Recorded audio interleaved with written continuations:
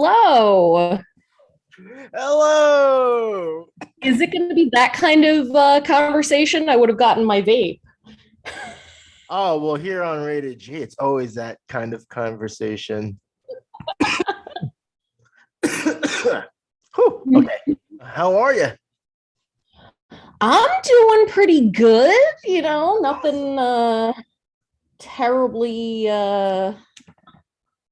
extravagant going on, I guess. Well, How about you? Good. No, honestly, like no complaints. So I'm just keeping on. Like it's so cliche and such a boring response.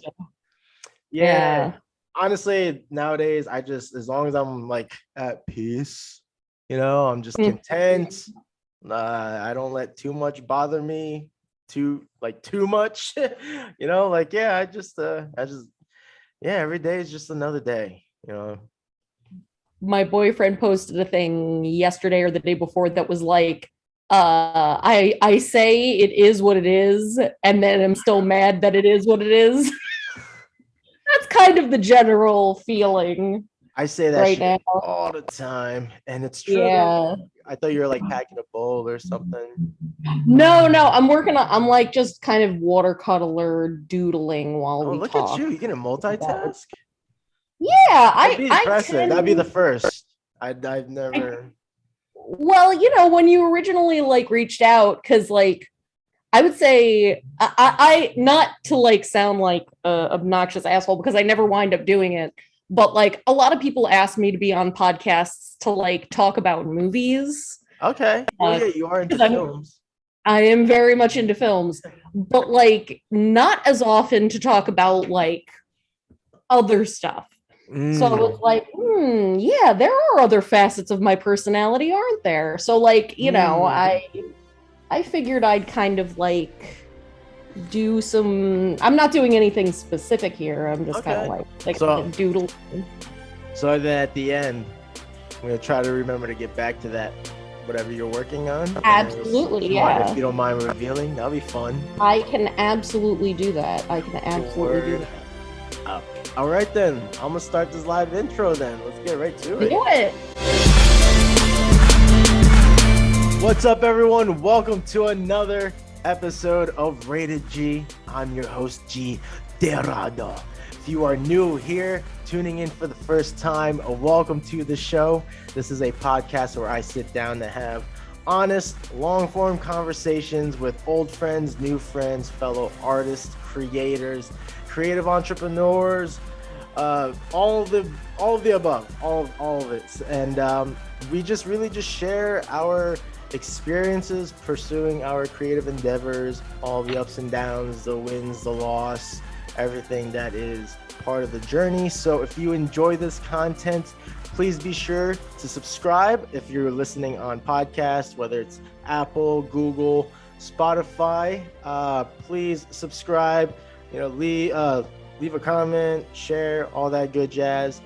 And also, if you are watching, definitely subscribe to my channel. I've been working on that a lot more recently, especially with the podcast and just other art content. And also be sure to check out the show notes, especially when I have featured guests, which is pretty much majority of the time. So check out the show notes for active links to our, all of our platforms. If you want to continue to follow us outside the podcast, it'll all be provided in there. And for anyone who is a returning listener or viewer, welcome back and thank you for your continued support.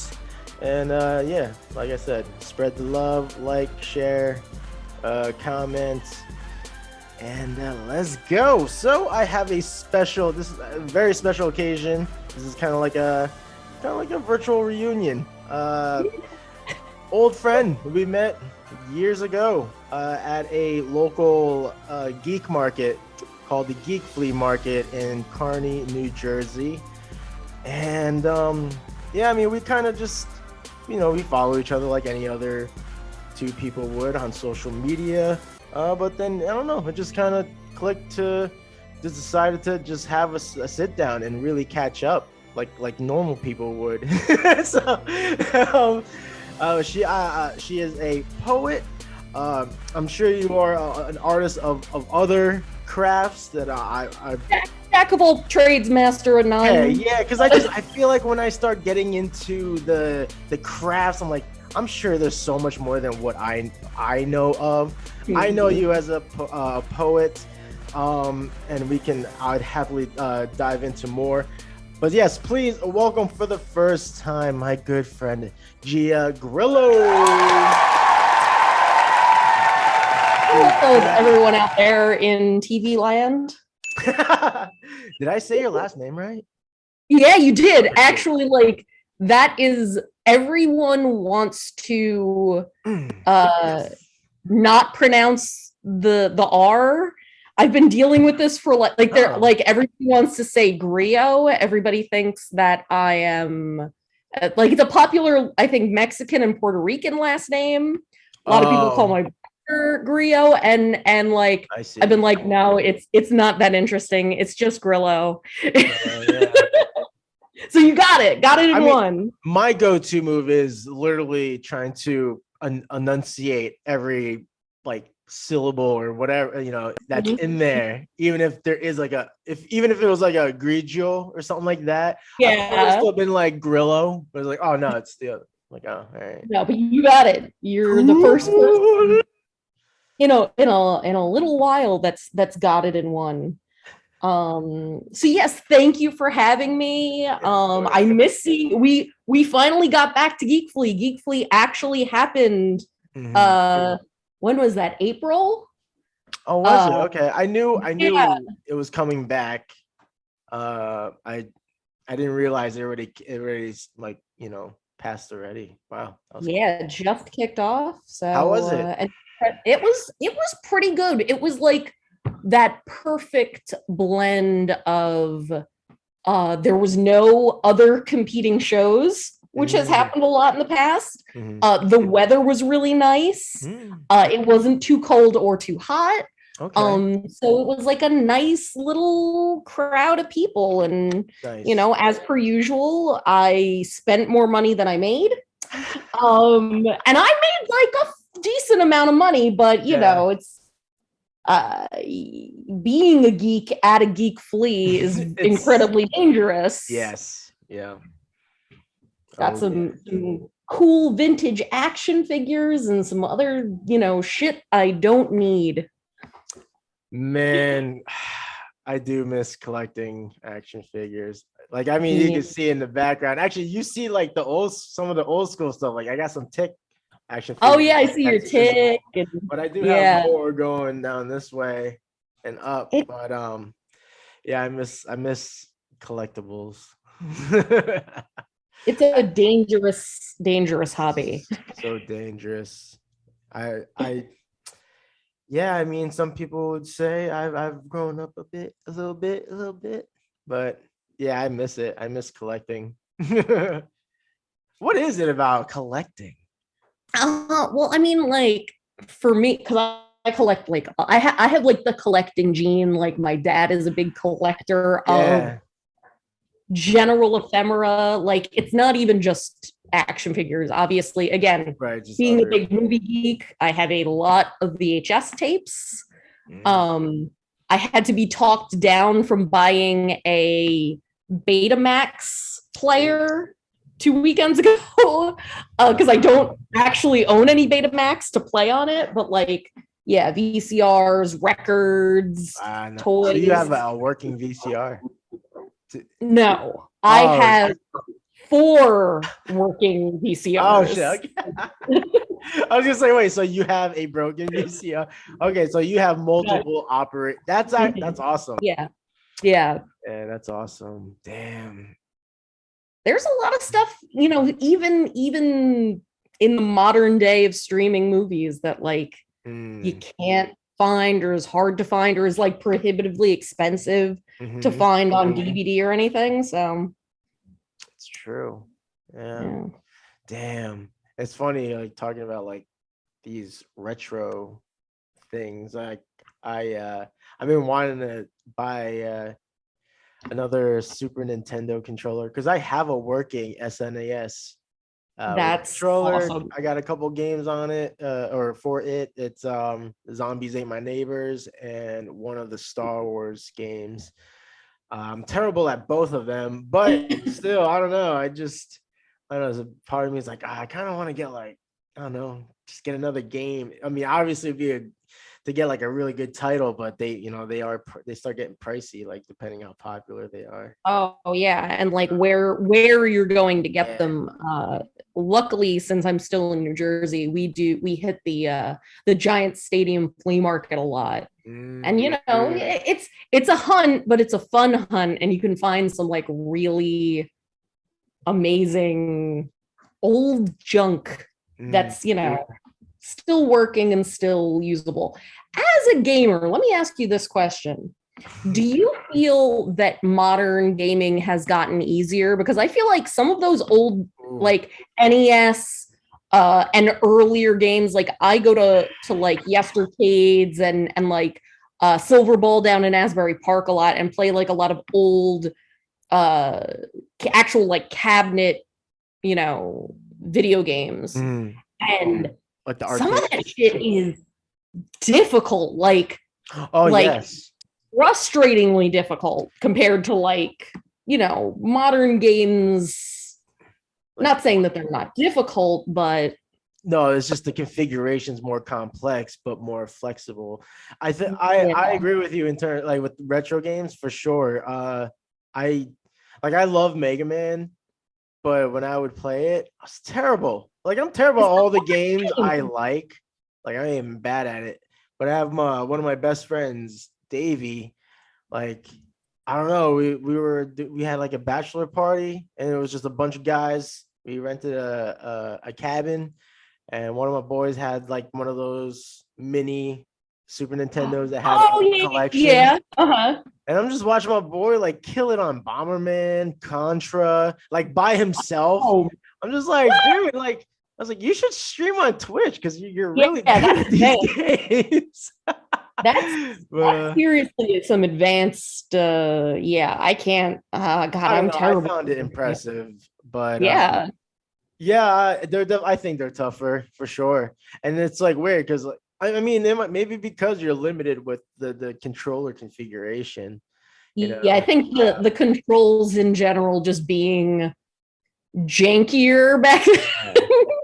Like I'm a big fan of Joust. Like Joust is my favorite like arcade cabinet. And those controls take a lot of finesse. They're very floaty, and it's like you kind of have to anticipate how janky they are to know how to like get the hang of it and everything. Right. But there's a magic to those old games. Oh, for sure. I mean, like it's funny when you're like, yeah, like as a gamer, and I don't know, I'm like less of a geek now. I find nowadays, like I'm just like not. Well, I'm into cult classics. I think that's for sure. But if like you want to have geek talk on like modern shit, like I don't fucking know. I have no idea. Yeah, Like comic books, nope, don't keep up with them. Just the movies, no. and like even like a lot of TV shows, like whatever's trending, whatever's popular. I guess it's like part of my rebellious nature to like not go with the crowd sometimes, or I'm just like a late bloomer. Yeah. But yeah, I don't know. I just like the things I'm like really invested on and into. It's like it's not the same with a lot of people. Like I Yeah. just don't follow anymore.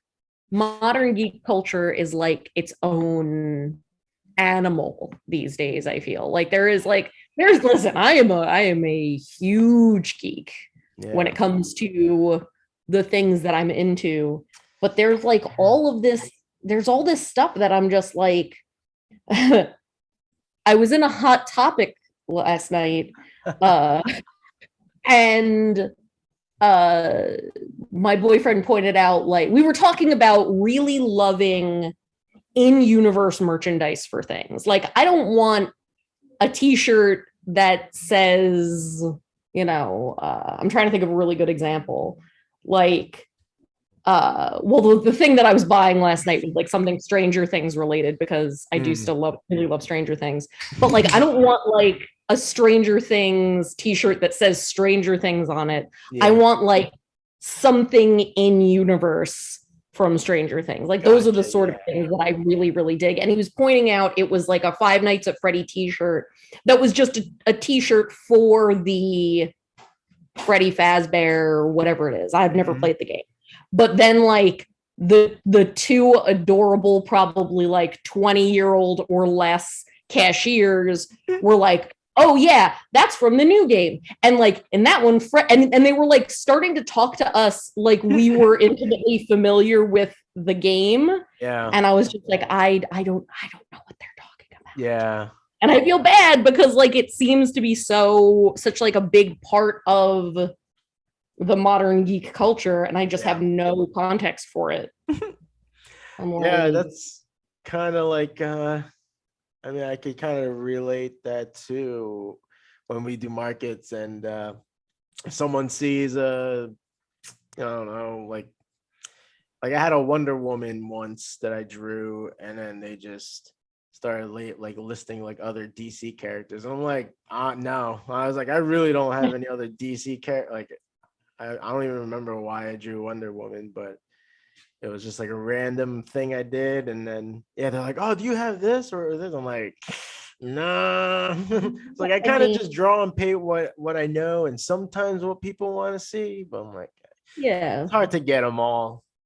Yeah. But I mean, you have good taste. I remember when you did that whole little like Dawn of the Dead series. Yeah, that was fun.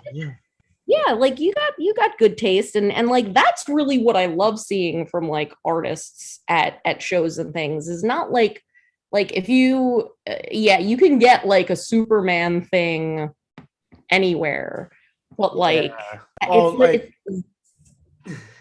like comic book conventions.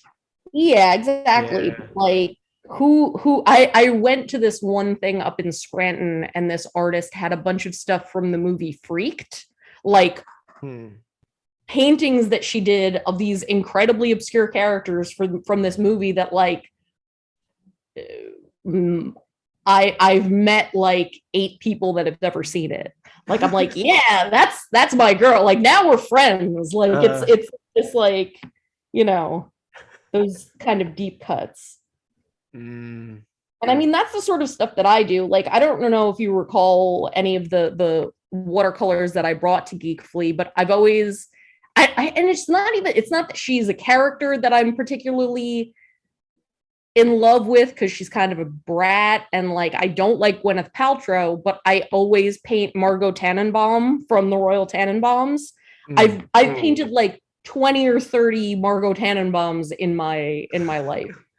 Not sure why. Just I like painting her, but otherwise, like, you know, so it's like anybody who's really excited about that one character. When you did Geek Flea, did you or did you bring your typewriter? Do you still have that typewriter? Of course I did. And there's this one friend of mine at Geek Flea that and I've run into him at a few other conventions and things, and he's like, you don't have the typewriter, do you? And I'm like, yes I do. He's like, I can't stand it, you're always clacking away, I could hear it everywhere in the building, just and I'm like, yeah, but it draws people in. People want it. When you're just sitting there banging it away at a manual typewriter, they're gonna want to see what you're writing. And a lot of people responded well at the last Geek Flea to that, you know? Oh, that's great. Nice. Yeah. How is Stu Horvath? He's doing pretty good, it seems. You know, he was out walking around his remember how he had a baby? That baby's like a full child now. Yeah, which makes me feel super old. There's like all these people I know, particularly at Geek Flea, that have had kids in the past, 2 to 4 years. Yeah. And I'm like, oh, that's like a whole human now that you have. But yeah, he seemed good. Everybody else, all the usual crew seemed good, Yeah, and like they're there. Nice. super super excited for the next one, because that's kind of like, I don't do that show to make money really. I do that show because it's like, I don't know. It's like a little family reunion, Mhm. and Well, you yeah, see people you it's a haven't seen in a community. while. And yeah, it's the community part of it. Hmm.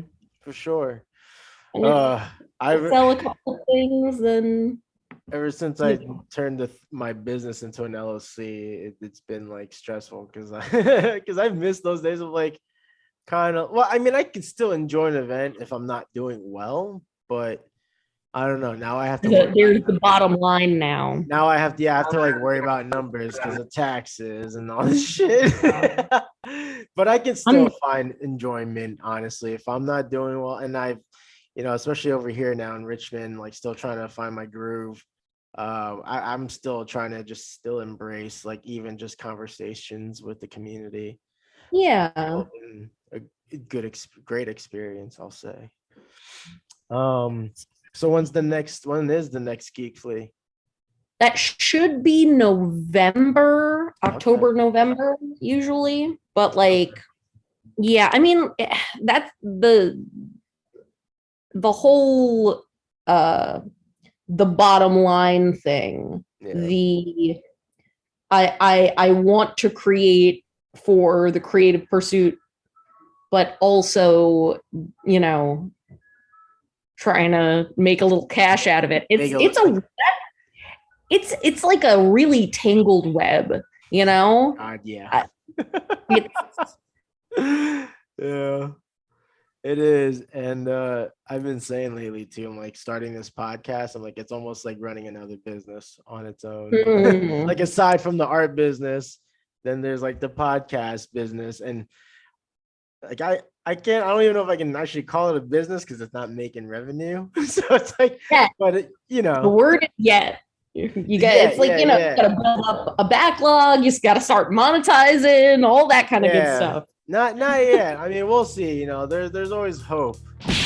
There's always hope for a sponsor, for something. Yeah, some kind of delicious, refreshing sponsor.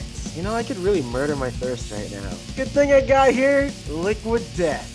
Good thing I got a whole case because every purchase of a can, 10% goes to reducing plastic pollution. Isn't that wonderful thing that Liquid Death is doing? Absolutely.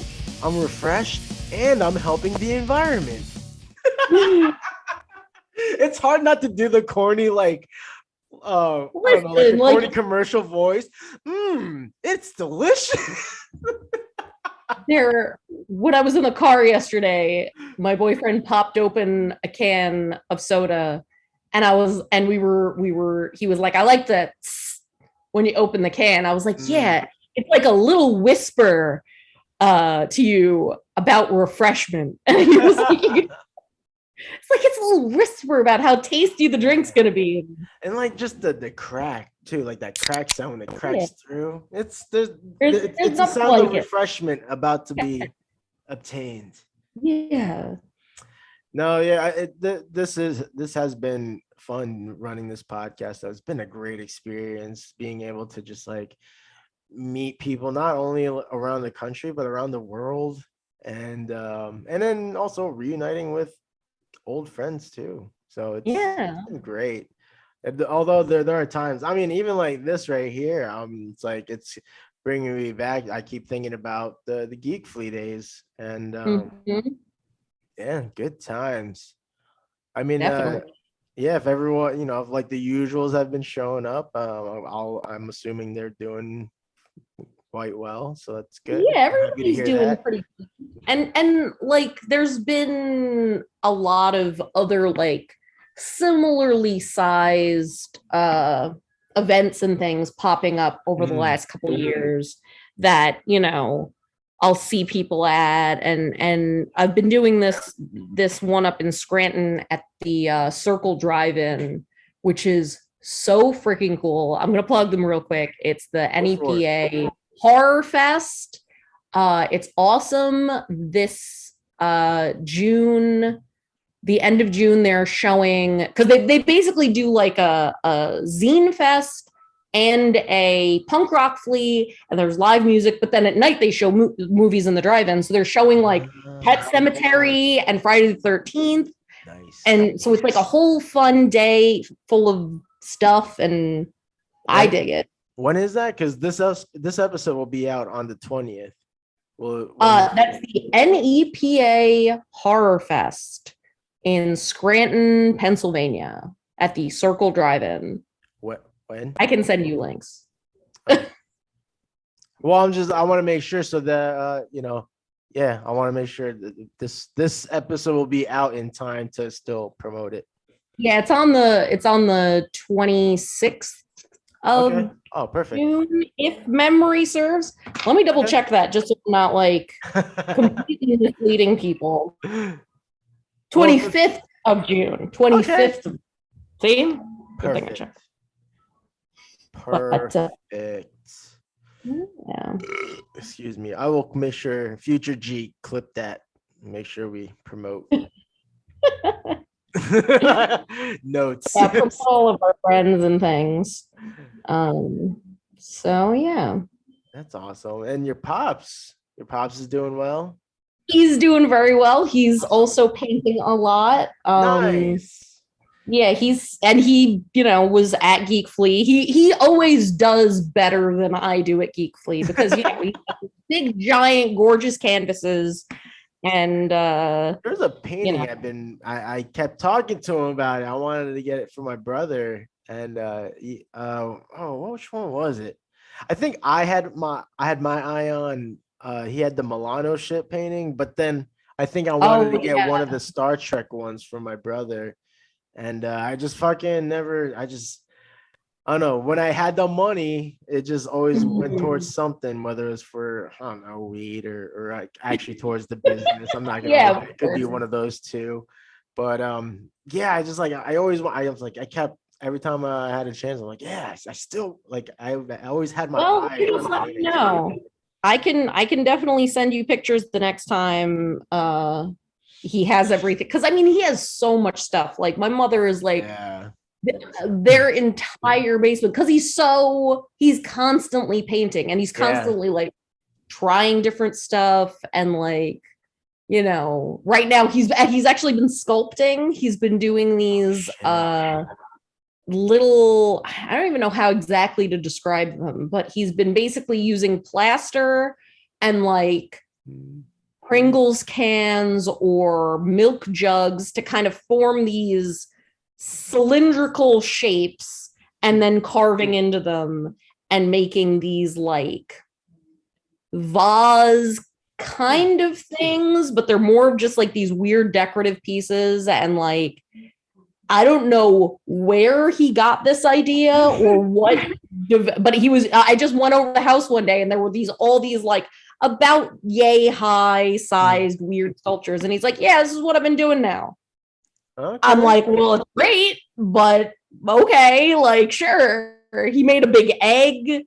He wants to make the 4 element stones from the 5th element. Like, I was just exactly like that was the first thing when I saw them. I was like, you need to get some of those bad boys made. And he's like, I think that's a good idea. I was like, well, okay, so I thought maybe it was just like a recreational thing, but he's probably thinking like probably selling them as pieces.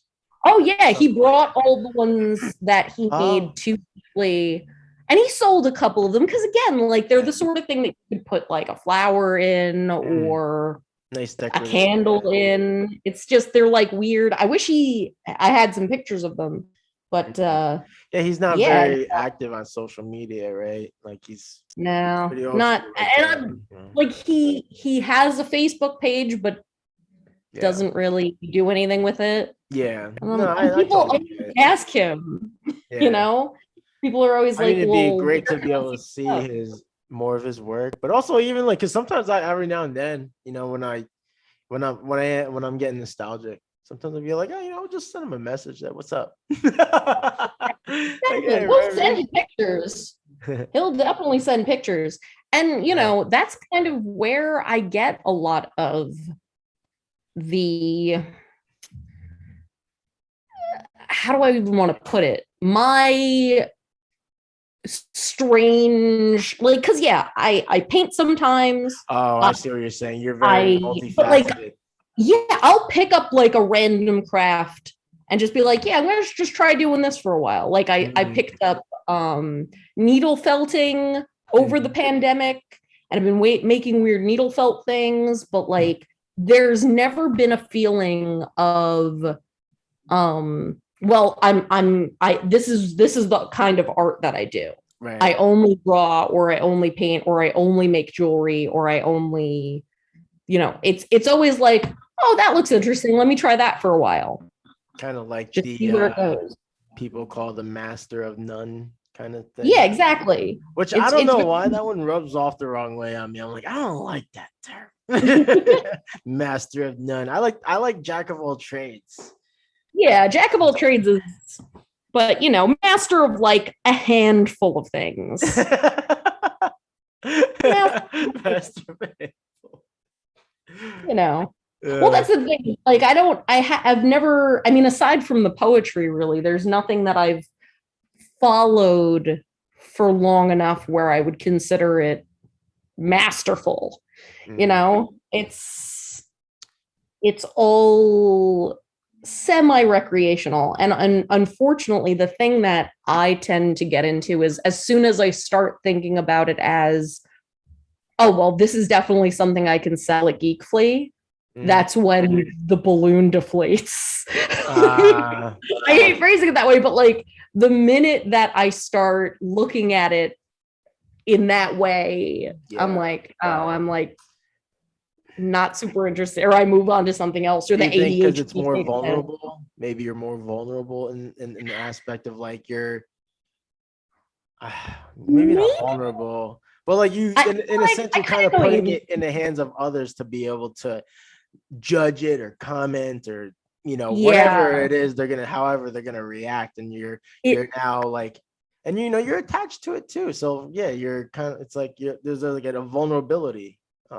No, totally, because it is that sort of like when you put a price tag on something, you're saying, I think it is worth this, and when other people are like, nah, that's like, I had a great idea for this past Geek Flea. Again, because I'm a big movie nerd, one of like my top 3 favorite movies ever is John Carpenter's The Thing.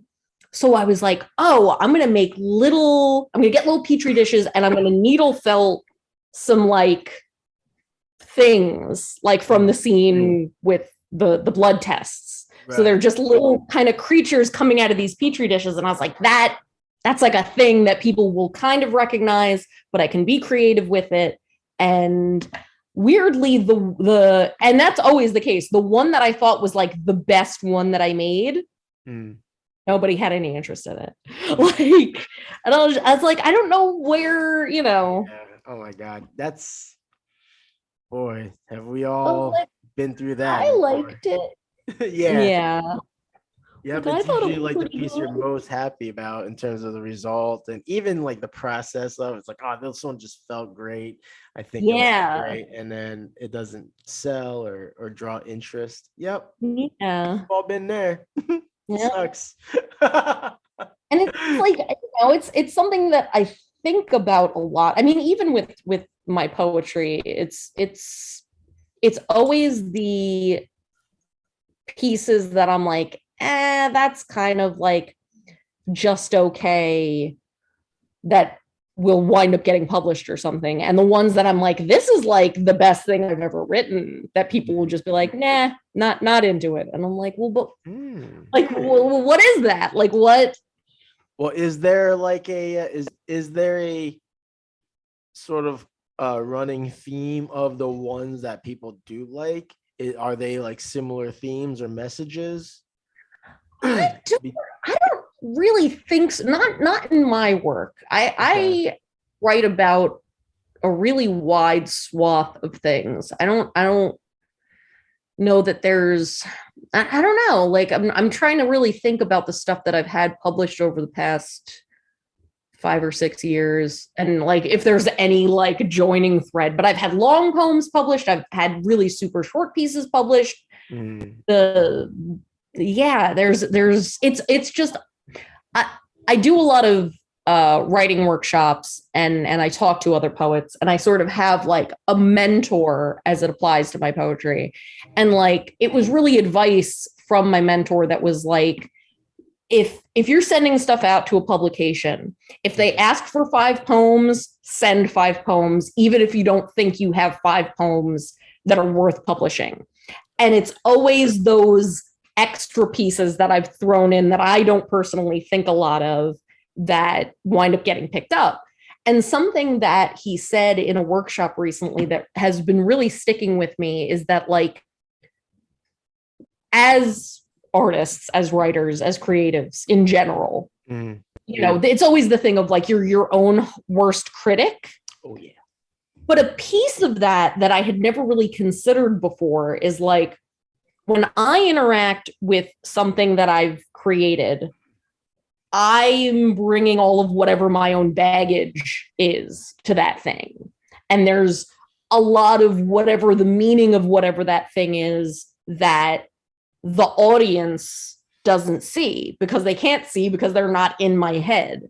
And I'm not writing out in like the minutia of what every metaphor is or what everything that I've done means to me. But that's the baggage that whatever that piece of art carries for me. But again, the audience doesn't really see that. And the audience could be seeing all of these other things and bringing their own baggage that they're attaching to it. And like that, it's kind of the beauty of art at large, is like, you know, when you create something, like it really does take on its own life that, so a lot of times you just don't really expect it to, because of the fact that, like, you know, it means one thing to you, but is going to mean something completely different to whoever is experiencing it. Oh yeah. Yeah, I agree. And that's interesting because I was thinking maybe for like, I feel like it's a silly question to ask, but have you painted illustrations to go along with some of your poems? Maybe ones that might be a little more, I don't even know the word I'm like trying to think of, like not dense, but like if it's something that someone can't, it's not easily interpreted. I don't know, would you have something to sort of illustrate that and make that the window of like what your message is or what your intention of the message was? I've done some things like that in the past. Like I've done watercolors, and it's usually like self-portraiture to go along with certain pieces, like almost as if I'm speaking whatever part of the poem or anything that I'm trying to highlight. Gotcha. But I've really wanted to like almost there's another poet who essentially took a bunch of her pieces and made a comic book out of them, you know, and worked, and she may have, it's been a while since I've looked at it, but I think she may have drawn a lot of the stuff herself. But like that was something that I would love to do in the future, is like essentially take some pieces of my own and turn it into the pieces that are a little bit more narrative and turn them into something like that. That's what I was looking for, narrative. And I had a friend of mine did an illustration based on a piece that I wrote that's really like, you know, kind of his vision of what I was writing about. And like, I love that sort of thing, because like there's a particular kind of poetry, ekphrastic poetry, that is all about interpreting a visual piece of art in a poem. But like I'm always fascinated by like the reverse of that, and taking something written and interpreting it visually, and like going back and forth. And like I got to participate in a thing many years ago. There's a what's it called, an improv group, or was an improv group, I guess they still exist in New York City, that did this thing called Kiss Punch Poetry, where they would have poets come, and they would have 3 or 4 different poets, and the first poet would read a piece. Then the improv group would take ideas from the first poem and do a sketch based on some of those ideas. Then the second poet would come out, read a new piece. The improv group would then reinterpret ideas from the first 2 pieces in that piece. Then, like, and it would just keep going with this thing until at the very end, one of the poets would do an improvised piece of poetry that combined everything that had been seen so far. Like, it was like this. Are you familiar with the concept of exquisite corpse? No. All right. So this is the other thing. I'm like a wealth of like semi-useless knowledge. So exquisite corpse was a party game that the surrealists used to play, where they would take a piece of paper and somebody would draw like a head, and then they would fold the piece of paper, and then the next person would draw like the torso, and they would go around the party creating this weird piece of art, and then they would unfold it, and it would be this weird body with like tentacles and like all of these different things that whoever had added to it. And there's obviously a way of doing this with poetry and writing as well, where the first person writes 2 lines and then folds down the first line so that the next person only sees the line previous, and you go until, and like, you can, it's this, creates this weird sort of stream of consciousness kind of thing. And that's what this whole poetry thing was. It was like building this giant live on stage exquisite corpse experience. And it's like, they stopped doing it a couple of years ago, and I was like, that sucks, because it was such a crazy, weird, amazing experience to be a part of. Maybe you can bring it back. I would love to. I would hate to like just, you know, steal their idea and just do it myself. But like, well, maybe you can make it better. I would have to find somebody who could do the kind of improvised piece that was done at the end, because it was like, that takes a very particular kind of talent that I don't know that I have. I don't know that I've met a lot of people who have. The concept makes me think of, I used to do this way back when you take a sheet of paper and you would fold it to a strip, and then one person would draw a picture of something, right? Unfold it, and then the next person would continue from that drawing. Or no, yeah, exactly. They would fold it up, and then at the end they would reveal it by unfolding the entire sheet. Yeah, so everyone would contribute. Exactly what it is. Yeah, that's what. Yeah, exactly. Yeah, which is a fun. That's a fun process. Creatively, and then seeing how it all comes out at the end. Although in that respect, like with the illustration part, like they always came out hilarious. But I mean, of course. That concept that's pretty neat. Yeah, maybe, I don't know. Maybe you can come up with something. Maybe, it could just be, I don't know. It doesn't have to be exactly like the same, but maybe you'll find a better way to go about it. Yeah. Who knows? Maybe. Maybe. It's actually funny because in the beginning when you're saying like, I don't know, like being able to talk about other things, not about just like what you're known for or something like that. Yeah. Right. I kind of resonate with that because there are times where like,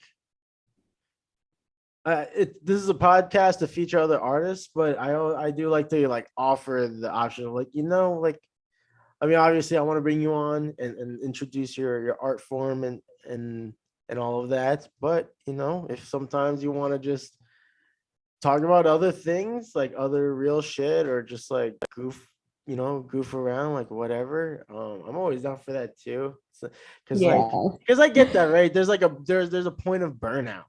And I get that way too. Like, You know, if you think like, depending how many podcasts I've booked, it's like, yeah, I mean, Yeah. I'm literally talking about art like multiple times a week sometimes. So it's like, you know, Just like, like, wow, and I'm it's the same repeating thing a for lot other of the same people. things. Yeah. Yeah, and it's the same for other people. So it's like, you know, it's like, yeah, initially, yeah, I'd like you to come on and share about your art, but because you talk about it, you think about it all the time, especially if you're running it as a business, it's all you think about. Mhm. It's like I also like to give that option of like, yeah, we can always bullshit about other things too, you I know. mean, listen, I can bullshit about quite a number of things. That is never a problem. I can go on, sir. Hmm. Let's see. Let's see. Oh, well, actually, I kind of like going back onto the poetry because I was curious about like, I mean, if we talked about it and I completely missed it, I apologize. But like, how did you actually get into poetry? Like, what was the thing that Oh, first grasped you? I don't think we've I ever mean actually that, talked about it as long as we've known each yeah. other. So, uh, I've always felt like I had some inclination towards writing. I've always found writing to be a very cathartic experience because of the fact that like you don't need a lot to write. You just need thoughts and a pen, really. Like it always felt to me the most accessible thing. Once I was able to write, that was the thing that I was always drawn to. And now I've been going back even farther, I've always just been attracted to art in general. Like I have memories of myself at an extremely young age finding out what abstract art was and then selling like my crayon squiggles to my grandparents for a quarter under the guise of, well, this is abstract art. Like this. So, you know, so those tell you two things. One, amazing bullshitter. I've always been an amazing bullshitter, and B, always trying to hustle. So, what something, and it's amazing that you bring this up because I've really been analyzing it a lot lately and writing a lot of it about it in my more present work. Is my connection to the influences that my mother has given me and my connection to the movie My Girl. I think My Girl is a movie that I feel like I never give it as much credit as it deserves for like being one of the most influential movies for me personally, you know, being kind of like a very weird kid, a very weird girl, like kind of a little morose, a little morbid. That movie was like the first moment of like feeling really represented in a movie. You know, Veda Sultanfuss is really off kilter and a little bit of an oddball, and I saw a lot of myself in her.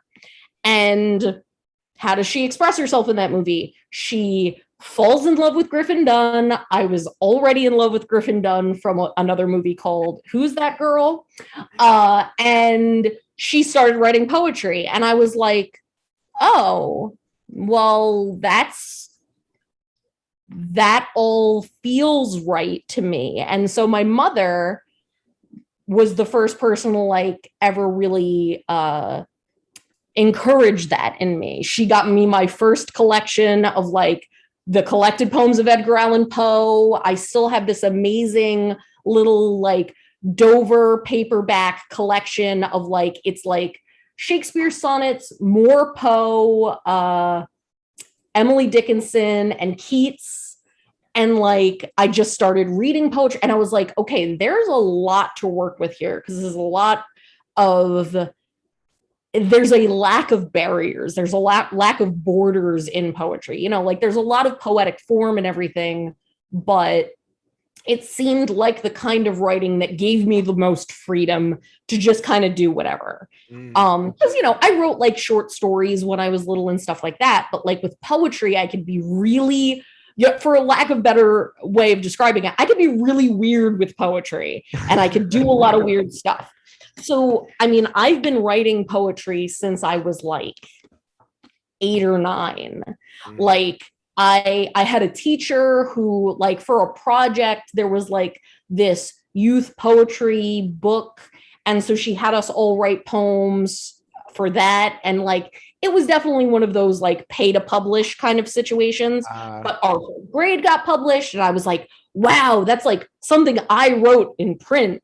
And like, it was also the sort of thing where like I could be a little bit more edgy in my writing. And like, I remember getting in trouble. I was probably in like the 3rd or 4th grade, and I used the word hell in a poem because we had to like write Halloween poems, and I was talking about like the gates of hell opening, and my teacher was like, you can't, like, why don't you say like Hades or heck? And I'm like, I have poetic license. You can't tell me what to do. I'm using the word hell, and you can go to hell. Like, that was like, there was something about poetry that I was like, it was my first big, oh, I'm allowed to say fuck you to everybody. So like, from that very, very young age, I was like, this is my path to creativity. And like, you know, so all through grade school, all through high school, like, just constantly there, it's one of the most consistent things in my life. There's never been a period in my life where I wasn't writing poetry. And then, you know, as I got older, like, like when I was in high school, I had a teacher that was very encouraging, and she put together like an in high school poetry slam, and, you know, did a lot of different stuff.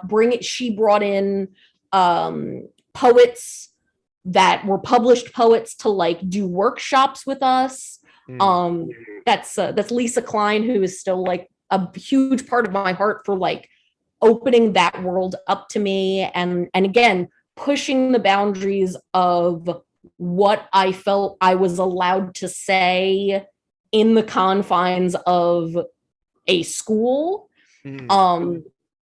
And then I just never, you know, I really never lost momentum with that, of just like constantly honing the art and doing more and getting out there, going to open mics. I've hosted open mics, you know, I've participated in workshops. I've gone back to my high school to run workshops with the kids that are there now. Cause like, I really feel like, you know, cause now Lisa is the head of the English department in Lyndhurst, and has continued that theme of, you know, bringing in people and who have different perspectives, and like, really, you know, and there's some amazing writers in that high school right now that, like, you know, that's when the brain is really ripe for being either told this is ridiculous and you shouldn't be doing this, or you can do whatever you want and really like go for what you want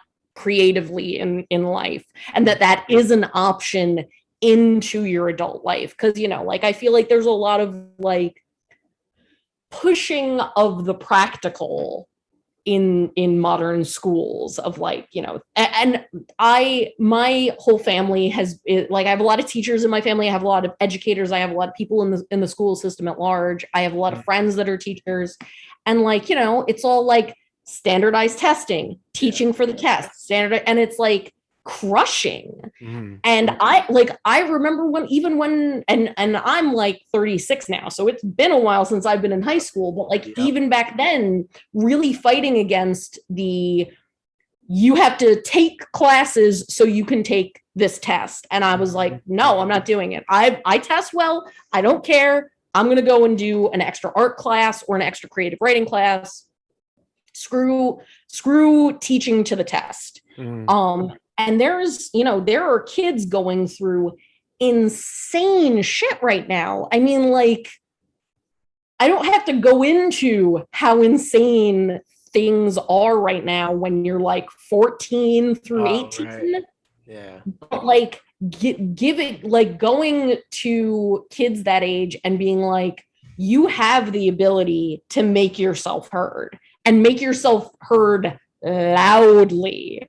And like that's always what I go in there and I start reading them like Bukowski and Allen Ginsberg and like stuff that they're not necessarily being taught, and like showing them modern work by people who were poets today and are still out there working, telling them like go in, like especially in this area where it's like get on a bus, go into New York City and go see some freaking open mics and like have those experiences. And so it's like my work is kind of part of my experience with poetry, but like sharing it and making sure that next generation has that push that I was lucky enough to have, and like, paying it forward in that way and all those sorts of things.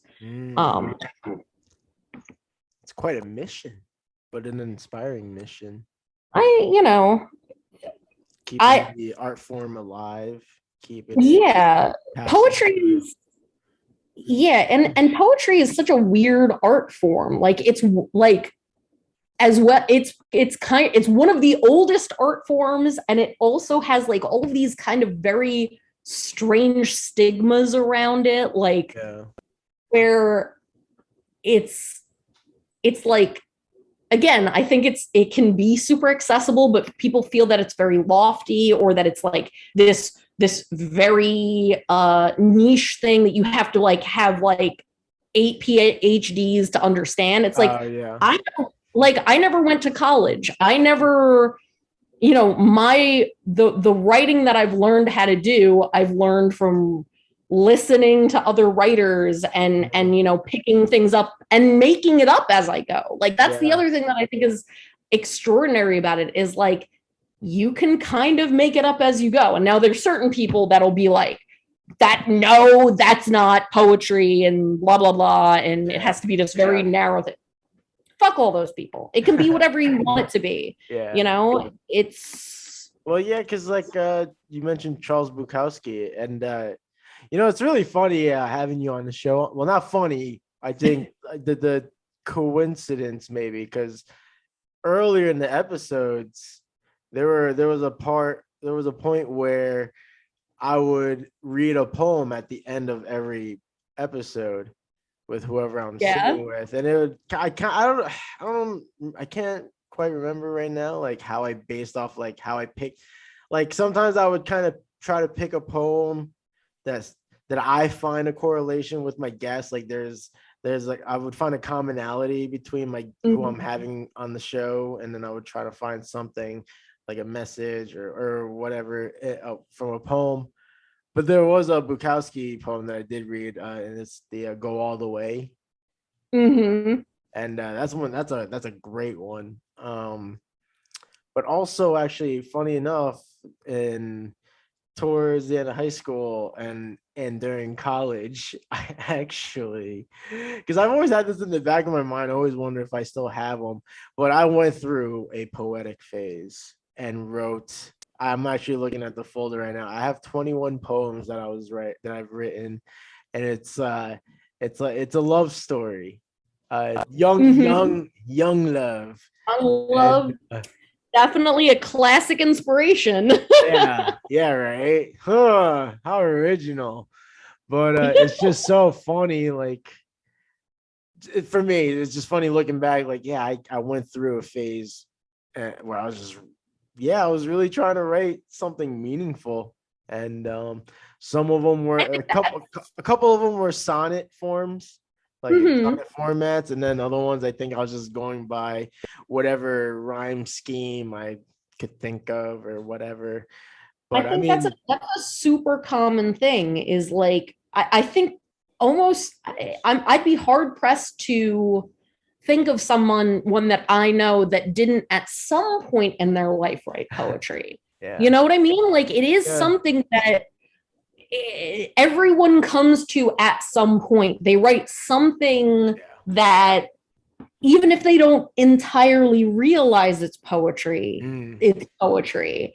And like there's something very fundamental to the human soul to like express in that way. And you know, there's this really great book called The Hatred of Poetry that's kind of all about like this weird relationship that we have to poetry and like why we're kind of scared of it, why we kind of are drawn towards it, it's like why abstract people art. Exactly, like but verbally or exactly. literature. Exactly. Literature. There's something in abstraction, in all abstraction across the realm of art that we're drawn to, because you know we can talk plainly to each other all day, but there's something about using metaphor and using symbols that taps into something deeper that's harder to say. And there's a lot of other shit in the human experience that is hard to express by just saying words, by just saying saying prose, by saying things bluntly. Like there's things that can be expressed in an abstract painting of something that aren't going to be expressed in a photograph of the same thing. You know, there's weird nuance in our emotions. There's weird nuance in, you know, metaphor is a really heavy part of language in general. I mean, that's why, you know, like a character like Drax in Guardians of the Galaxy is so funny, not understanding metaphor. Like, because metaphor, even though people really don't think about it, we use so much metaphor in our everyday lives because there's certain things that just saying the words plainly doesn't express. And, you know, poetry and abstract art are just those things pushed to their farthest corners, you know, and it's important, you know, it's hard to talk about death and pain and love and, you know, jealousy and grief with just regular words, you know? Yeah, I mean, because you're really trying to illustrate with your words. Yeah. And like even at that, even I mean, depending on the writer, but even sometimes like the least amount of words, you know, right? Like sometimes they can get away with just saying something so profound with maybe like 4 words. I don't know. Yeah. Right? I totally agree. Yeah. You know, it's brevity is the soul of wit, and there is a second part of that though. What is it? Something is its arms and outward flourishes. Fuck. Bad with my Shakespeare. I'm making myself look like an asshole. I can't remember the rest of that quote.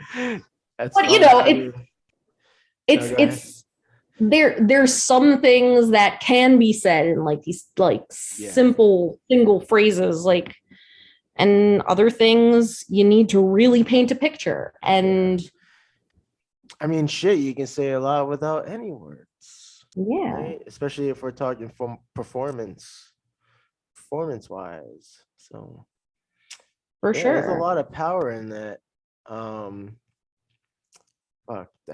There was something I was gonna bring up. I totally forgot. Oh, thanks, marijuana. Thank you for that. What a dud right there. Also, you know what? Thanks, marijuana, because marijuana is a wonderful it's a medicine for me. Medicine. It's a balm. It's a perspective opener sometimes. All of those things.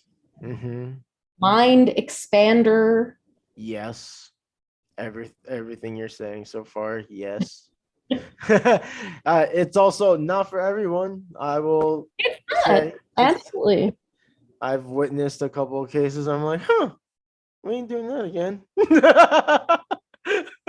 My bad. Yeah, you know, all of those things. It's all each to his own and in his own time, his own But what Now what I it is sound like now. I'm, yeah.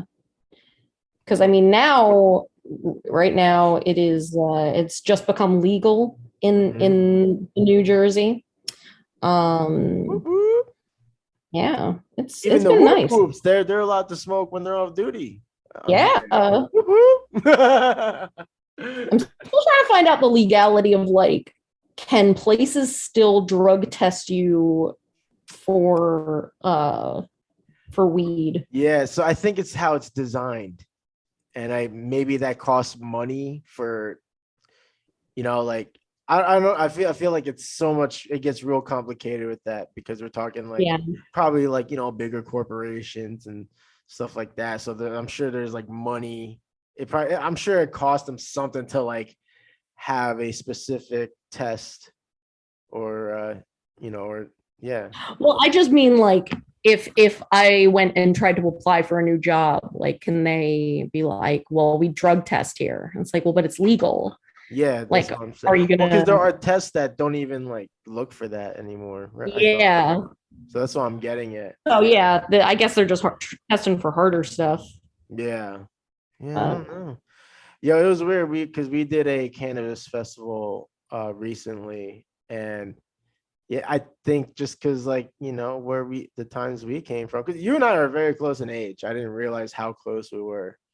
Like you got like you have like several months on me, if anything. Did your birthday pass recently? no, I turned 37 in December.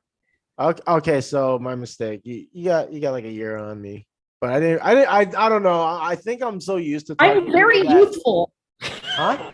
You I are said I'm no, very youthful. Everybody but thinks I'm younger than I actually am.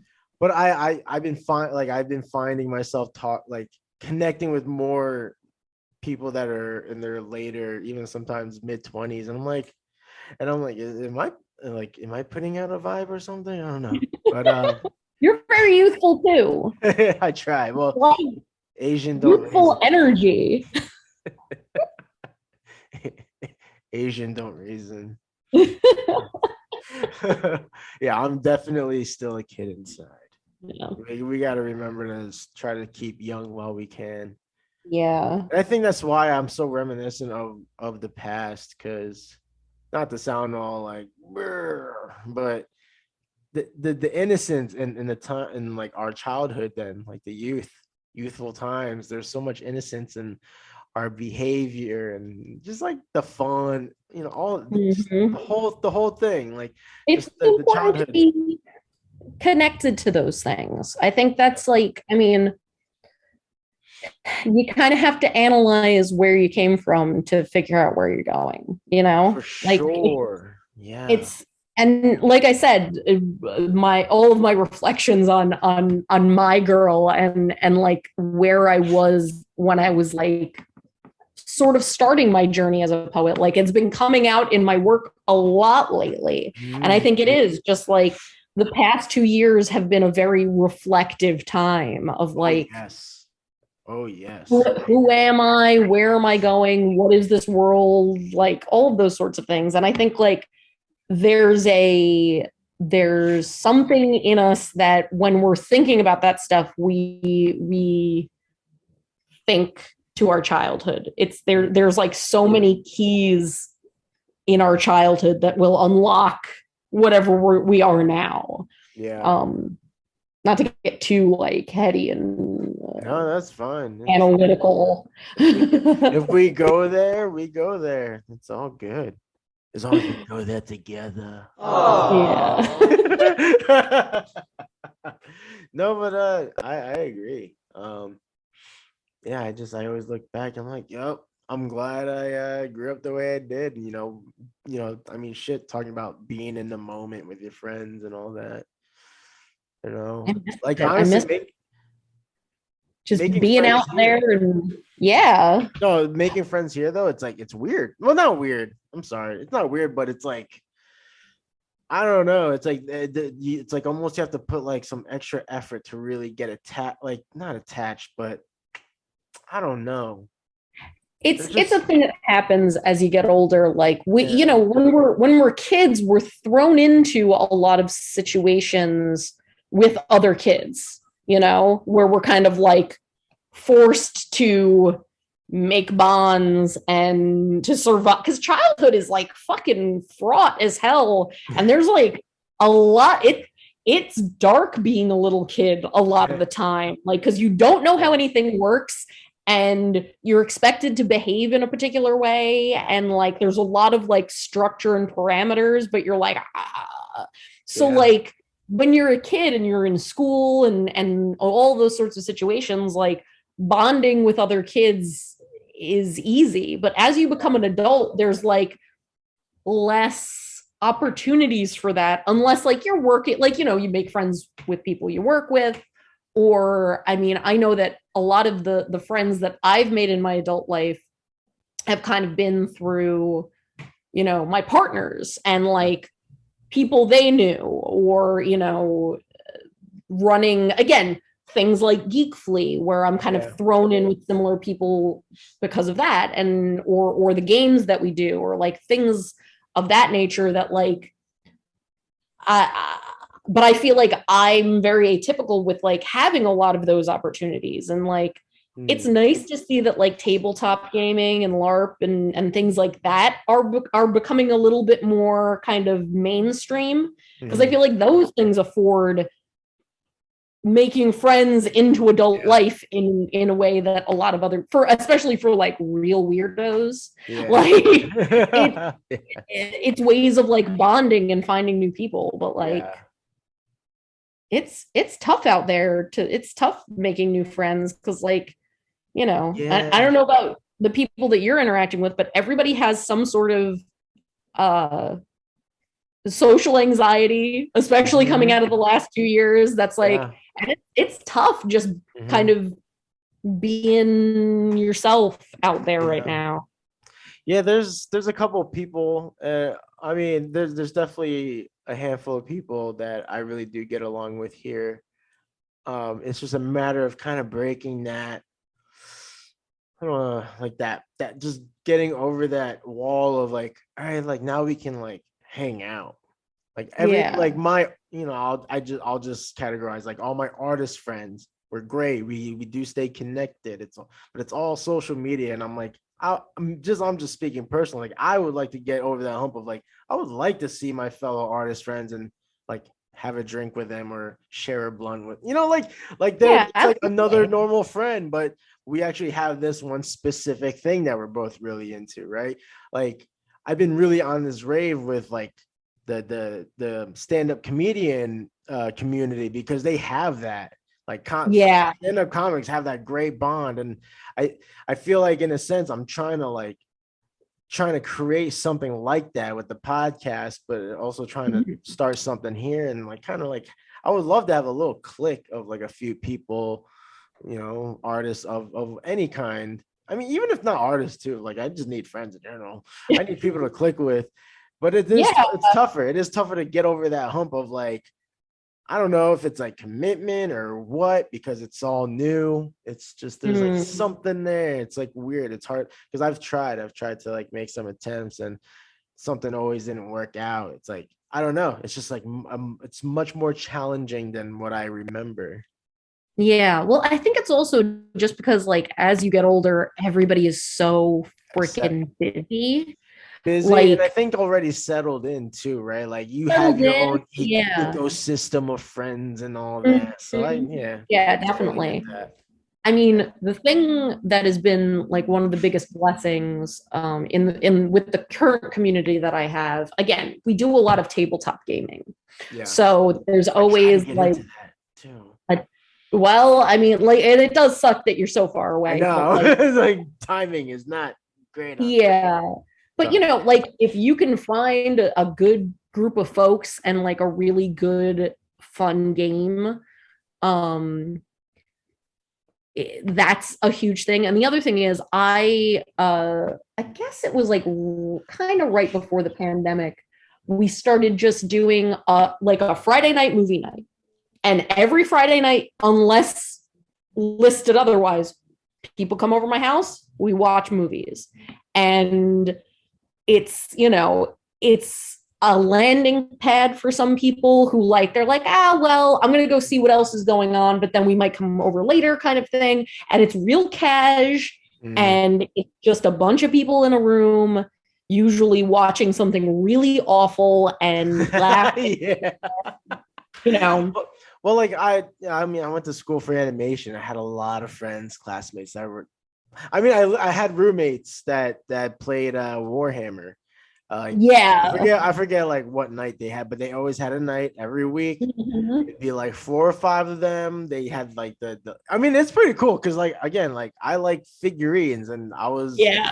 very intrigued by the That's miniatures a that they had. dangerous Warhammer is a very, very dangerous. I never got into Warhammer, but I was playing X-Wing for a while, which is like the Star Wars Oh, I've seen uh, those too, though. They're ship. dope. Oh my god! And it was such a fun game, but it was like, oh, it was so expensive because every time they came out with a new ship that it was like a Ah, ship that I really liked, and like they were like between, depending on like the size, like the little ships were maybe like $15 a piece, but then they had like the big badass ones, like they did the Ghost from Rebels, and that was like a $50 or $60 ship. nope. uh and it was such a great game because it was like, you were basically just doing attacking, and like you could play as the rebels, you could play as the empire, or you could play as the pirates.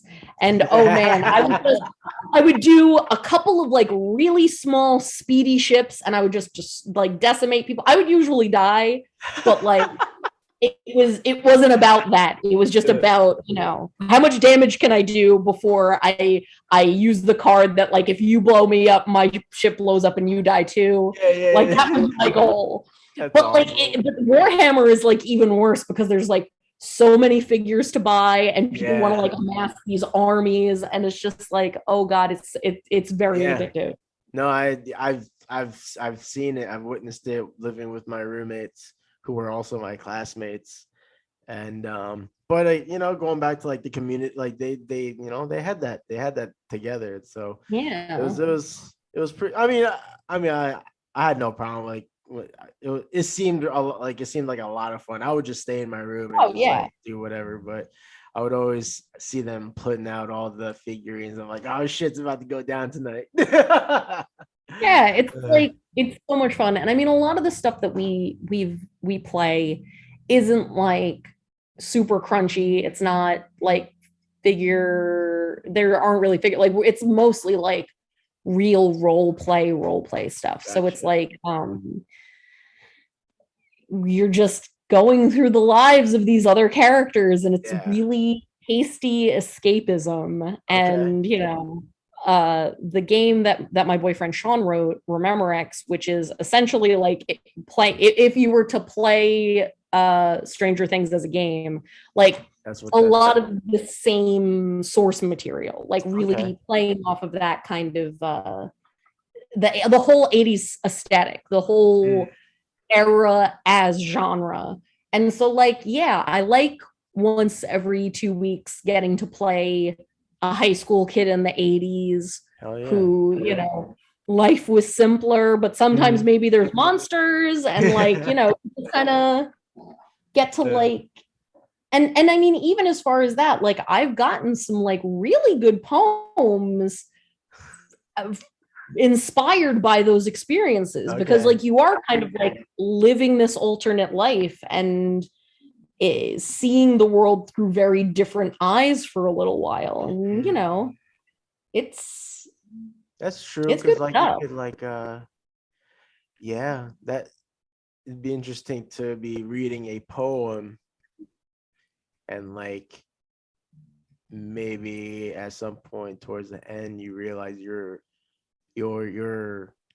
witnessing a life of I don't know, like an orc or something. Like, oh yeah, definitely. You know what I mean? Like you could be reading this poem and be like, oh, this shit hits. Like I'm resonating with all of this, and you find out it's like, oh, this is a fucking. I don't know. I'm talking out of my ass at this. This is about some half orc paladin or some. I don't know if you can be. I don't know anything. I don't know either. Like I literally don't. Am I wrong? I I played Dungeons and Dragons like a couple of times, but Yeah. it's a little too crunchy for me. It's a little too mathy for me. Like, I don't want to do math. Yeah, I try. Me and a couple of buddies would try, like friends that do or have played D&D. Like we would try to find a day to play. It never happened. And one of them was like, "Yeah, I gotta." I think the one that was gonna be the dungeon master. He's like, "Yeah, I gotta write up this thing." I'm like, "Oh, what?" I was like, "You Write gotta up the campaign, man. You gotta like plan out what's gonna happen and where all your monsters are gonna live." And yeah, I'm like, shit, you know. And that's a lot of work. All right. yeah. So it never happened. I never got to play. Hell, But I wrote a freaking game book and I run the game once. Being a game master is hard work. oh yeah. Like, I remember watching a video of a dungeon D&D like session, and it was starring Vin Diesel. And I was watching. Oh yeah, he's a huge D&D. Huge D&D. Yep. And I was just, it was funny watching his reaction of the dungeon master's performance, because it was very animated, very theatrical. So much respect to the commitment of the role. But it was funny seeing Vin Diesel like he's in it. Like this is not acting. Like he's that geek. He's that type of geek. So respect to that. Like I love when you find out like Henry Cavill. I love, like, he's a big geek too. He loves painting those figurines, and I'm like, I love that. It's so unsuspecting. It's so weird because like you expect them to be like these very like serious people, but then you're like, well, if you're an actor, you were probably a theater nerd in high school, and like what were and again, tabletop role play. It's not really that surprising that a lot of actors started off at the table, because it's all improv, it's coming from that same kind of place. 100%. But I'm just like imagining Henry Cavill. We're like, we're talking fucking Geralt of Rivia. Imagine him sitting in his chair with like the magnifying glasses painting the figure. Actually, there's like a 12-minute video. I think it's like 12 minutes. I actually watched it, and it's a video of him building his own gaming PC during quarantine. And I'm just like, I'm literally watching Henry Cavill build his gaming PC. Like it's that all stuff like that makes me super, super happy. Yeah, I love scenes. Like it's like almost off brand, it seems. Maybe. Yeah, because again, he's like this big, handsome, serious man. I was like, I gotta go home and paint my figures. Yeah, exactly. Oh man, how's the painting coming along? It's like, I don't know. It's like something or other. Like I said, I'm just sort of doodling. Shit. Okay. So I did another kind of one of these a couple of days ago, which is that I saw the inspiration for these just kind of like weird watercolor abstract doodles. I saw this book that they were trying to sell, that it was a reverse coloring book, and it was basically like just blobs of watercolor like this, and then like you're supposed to like use your imagination and draw in lines around and make shapes and stuff. And I'm like, I'm not going to pay for a book to do. I mean, I like that idea, but I'm not going to pay for somebody else's watercolors that I could slap together and do the exact same thing. Like, I'm fucking, what are you, nuts? That's interesting. It's kind of like when you try to form things out of shaped clouds. Yeah, exactly. It's all pareidolia and such. Whoa. But all right, now you're using big words. I can't follow. I am using big words. Pareidolia is that exact thing. So our brains are so hardwired to recognize shapes and faces in particular, and it's the reason why we see faces and everything, because our brains want to see a face and everything. So like, it's the reason our brains can look at a cloud and interpret it as a particular shape and like interpret the shadows as certain things, and why if you have a pile of clothes on a chair in your bedroom and it's dark, it looks like a monster. It's because, back in the day when we were on the plains and being hunted by tigers and lions, it was better if you saw a weird shape and were like, that's probably the shape of a lion, and ran away and didn't get eaten, versus, oh, well, that's just a random shape. And then you go in the bush and then you get eaten. So a little bit of evolutionary history on why we see shapes and everything. It also is one of the reasons why, like, you're familiar with the concept of the uncanny valley, why like bad CG and bad robotics faces look so weird to us. It sounds really familiar. I can't remember the name of the roboticist who coined that phrase, but essentially the reason why you look at like the original Final Fantasy movie, or that terrible Beowulf movie, or any of those like DreamWorks CG movies like the Polar Express, and like the faces so wrong, is because, again, because our brains are so hardwired to recognize faces, when you see a face that your brain wants to interpret as a human face but isn't really a human face, our brains are interpreting that as a either sick or dead face, and it wants us to kind of like not interact with it because there's something wrong with it. It's a big key to why like Pixar as an animation studio is so much better than the DreamWorks movies that try to do that, because if you think about the way that Pixar interprets people, they're very cartoony. All of the expressions are very exaggerated, and all of the shapes are very exaggerated. So our brains aren't interpreting that as a real human being. Right. It's, so it's easier to like find them sympathetic and the big eyes and all of those sorts of things. But like, we're never trying to like recognize that as a real face, so we don't get creeped out by it. But with like the hyper realistic CG, where you're like, something doesn't look quite right here, and you get a little creeped out by it because your brain is trying to interpret it as an actual human face, but it's not. So I told you, I'm full of fun facts. I'm full of all this. What's the term?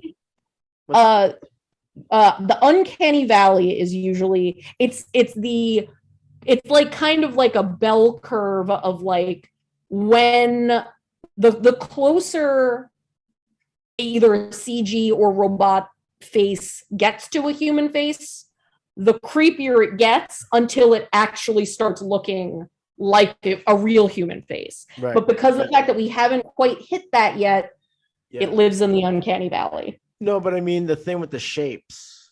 Oh, pareidolia is the human brain trying to interpret random shapes as recognizable shapes. I wonder if that's what I try to do with my my art series, The Beyond. Oh yeah, where you were taking like, yes, that is exactly what that is. Yeah, absolutely. Absolutely. Because I would always like, anytime I had to describe that body of work, I'm like, I always refer to like, yeah, it's like when you play that game, when you look at the cloud, blah blah blah. But okay, now I know the word for it, and I can just use that, cut around all that. Like, for you. Holy shit! Well, thank you for that. Thank you for educating me and the audience on that one. I hope. I'm like, none of this stuff is profitable in any way. I'm great at Jeopardy. I'm great at Jeopardy. On the contraire, Sacer. Because you just helped me be able to describe the Beyond series better in a more sophisticated way. Yes, but it's not helping me. It's not putting any dollars in my pocket. Again, I'm really Jeopardy. I'm really good at like trivia games, but uh, have not been able to spin that into any kind of day job. It's not, there aren't skills that I can put on a resume. Of like, oh, well, I can tell you about why robot faces look weird, and I can name like all of Frank Henenlotter's movies, but I can't like do basic math or anything like useful. I mean, who can do basic math? That's what calculators are for. It's like that whole like being in like 10th grade algebra and being told, well, you're not going to always have a calculator on you. And it's like, fuck you, I'm not. Yeah. And that was proven to be a lie. Yep.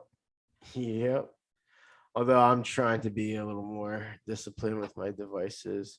I mean, it's much easier said than done, but I am taking minute steps to just, just not keep my eyes off the screen, even just for a few more minutes. Like I'm doing this practice now where when I go to bed, I plug in my phone in the living room. I don't look at it. The next morning, I don't look at it until I'm at least awake for about 20-30 minutes. Then I go on there to check my email and stuff. You're far more disciplined than I. Far more disciplined. I say that I'm going to do that. It's tough. But I put the little like sleep timer thing on my phone that's supposed to be like, okay, well, it's time to wind down. You want to go to bed by 11:30.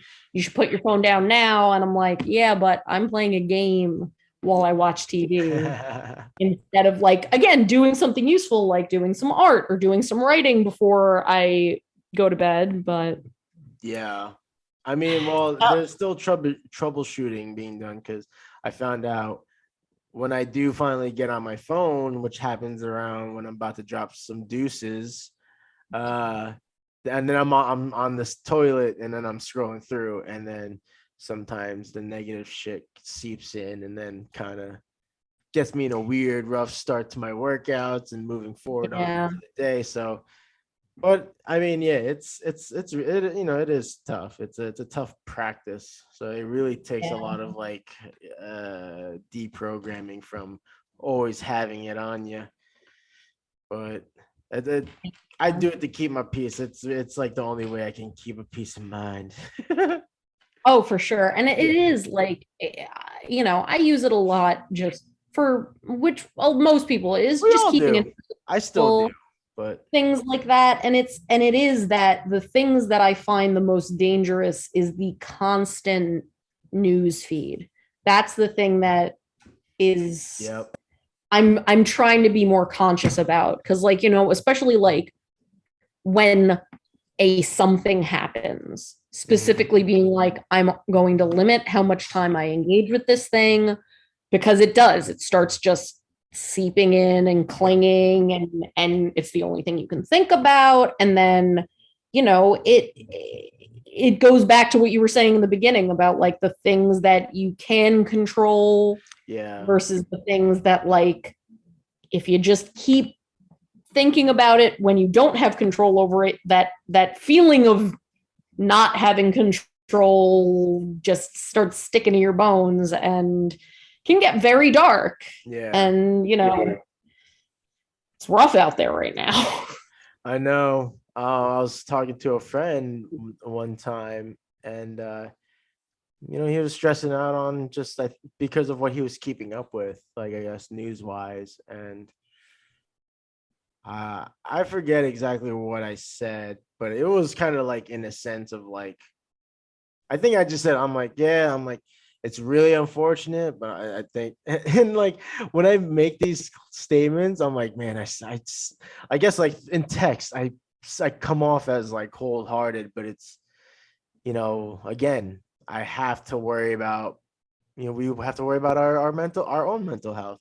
So I think I said in some words, I'm like, I refuse to let that control my like my mood or something. Like I was like, I basically was saying I don't let that get to me too much, because usually nothing productive happens on Yeah. my end. At least it's just knowing how I react, because I'm well aware how I appear sometimes, and when I look back at it, it's just me reacting to other people reacting to like these horrible things, and it's like it's horrible, it's totally valid, but I don't know, like, those people which that are like hyper reactive and Mhm. very empathetic, like it's like I get it, but they are also the same ones that are like, oh, I gotta worry about my mental health and this and that, and it's like, like you gotta understand, like you're part of that like issue, like you're Yeah. feeding yourself that,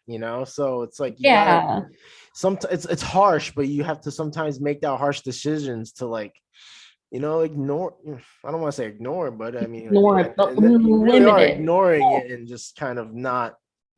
When the whole new, challenge to Roe v. Wade happened, something that I was, talking to a lot of my friends about was like, we have to be allowed to have our own emotions about these things before we start absorbing everybody else's emotions about these things. And I think that's a big part of the social media experience right now, is we aren't processing these things properly because we're so inundated with everybody else's reactions to it. Yes. And that's we're dealing with the thing itself and dealing with how our community is reacting to that thing and being worried for everybody else before we've had time to process it ourselves. So it's like I've been saying to people, when something like this hits, take a couple of days off social media to process your own feelings about it before you start going and absorbing everybody else's, because it's not healthy. And like the thing that we keep coming back to is that the whole like make sure your own oxygen mask is on before you start helping others. And like that's been the metaphor that's been really a big key to a lot of these things is we are scrambling to put on everyone else's oxygen mask first, and nobody's getting any oxygen. And it's like you have to be able, and it's this weird thing of like, we've been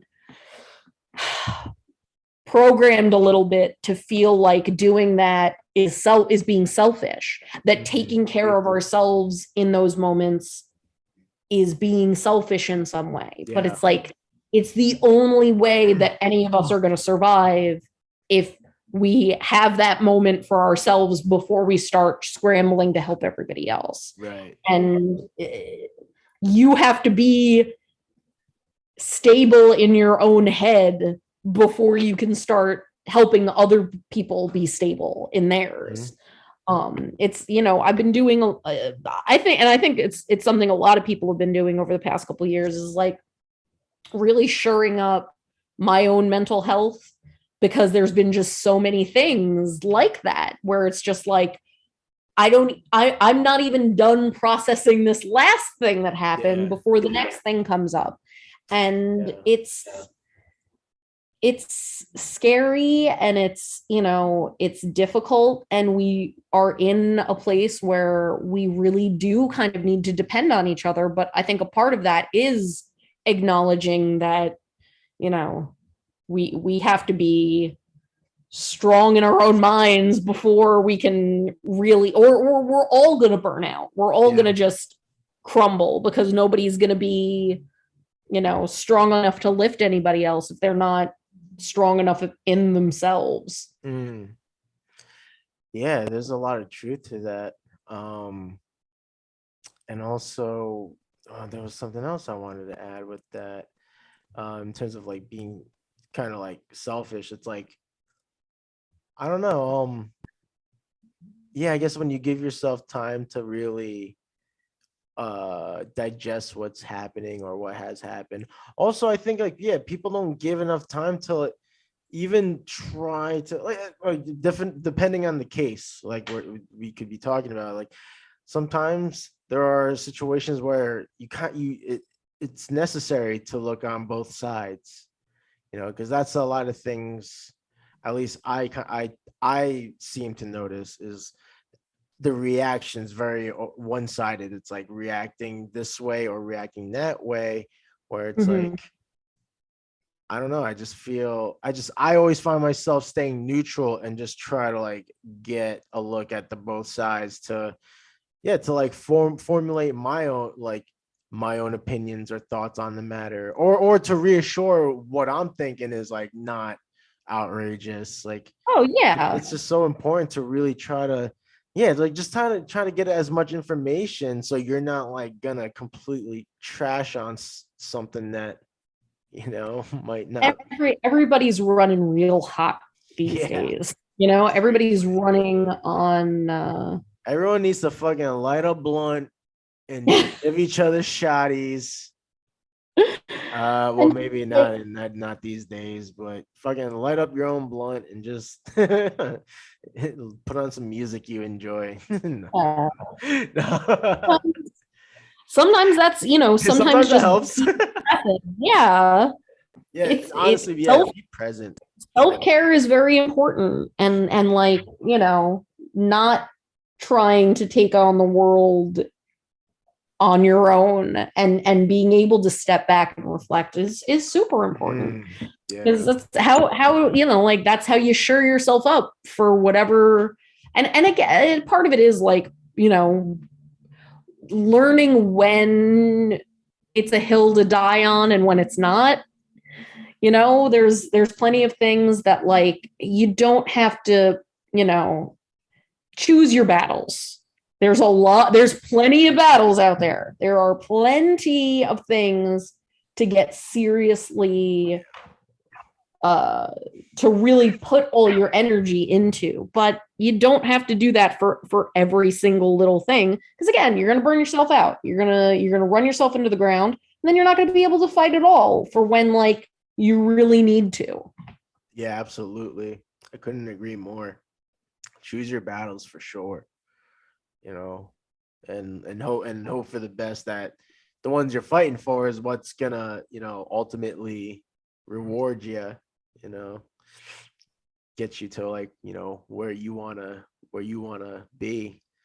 Yeah, Um, absolutely. what was it I was gonna say? Um, Damn, this is a deep podcast. Yeah.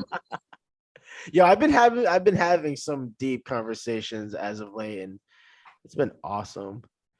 Like I said, I think everybody's just been like super reflective. There's been a lot to reflect on recently. So everybody's just really deep in that. They're just deep in the brain meat of like what, when, where, why. Like it's just, Yeah, the state I of the I world. I also think too that if people, when people are able to have like discussions like this, it's definitely a lot more healthier than like if you're gonna have a debate or something. Like definitely, it's Yeah. so much better when you get to have it over a discussion. Mm-hmm. Rather, because like just communicating through comments, that shit can get so lost in the flames. Like, Oh my God. context, Tone, sarcasm. tone trolling. Yeah, absolutely. Like you don't, there's been so many instances where I'm just like, I thought I was clearly joking, but this Yeah, wasn't taken as a joke.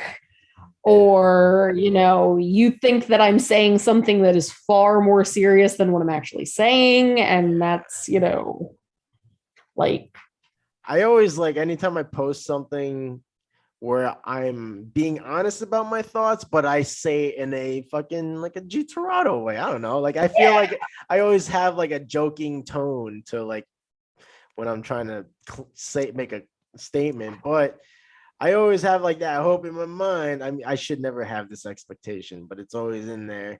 But I'm like, I hope when like my peoples are seeing me write this, like they kind of like hear my voice saying it to give them context of like, this Yeah. is just G being G, you know. But Well, it's like it's definitely there have been misfires, and lately I have been more careful about where I'm posting things. Like, like I really do try to treat Art of G Terado as like a separate thing now. mhm. Whereas I was posting a lot of like all everything under one account, and it became a matter of like, people not being able to separate the person from the artist type of situation. So I'm like, Yeah. it's like, all right, Like when they have to become separate entities. yeah, it's like, all right, when it comes to like the art and creativity, I will try to always push like positive energy towards it. But when I speak my thoughts, it's gonna be on my, like personal accounts. Yeah. I mean, yeah, it just sucks like when you have to like, worry about shit like that. Which honestly, I've been saying to everybody, guess enjoy some comedy. I think if you can like immerse yourself into some comedy, Mhm. you'll be a little more elated of the times that we're in. And I mean Yeah. going to like a live comedy show too, because when you're like in a I room full of like people where you can like share a laugh together, like, absolutely. and it could be like honestly too, like it could be like some fucked up shit, but like you're all in it together. It's like, you can kind of separate yourself from, you know everything else for at least that moment. Yeah. It's a beautiful experience, and it's only been recent that we've been going to comedy shows. But I used yeah. to hang out with a passel of comedians, and I haven't been to a live comedy show in like, God, probably close to 10 years now that I'm Wow. thinking about it. And like, I used to go all the time. There was like a Where? comedy night down, I don't know how familiar you were with Lyndhurst, but down at the Whiskey, which was like around the corner from Medieval Times, Okay. there was there was like there was a stand-up class, and then they would do a show after the class, and I used to go and just sit and watch the show, and became like buddies with a lot of the comedians, some of which I'm still friends with today. And like, God, it was great because I would go down, I would have a martini, and I would just laugh. And I pride myself in having a pretty good sense of humor. I'm very easily made just completely apoplectic with laughter, which they all appreciated because like they'd be selling. A lot of them were like using that comedy night to kind of like work out material, so they were telling a lot of the same jokes. But it wouldn't matter how many times I heard it, I would still fucking laugh like it was the first time I heard it. And I'd been told that it was like a comfort to have me in the crowd because at least one person was laughing. Yeah, I'm definitely that guy.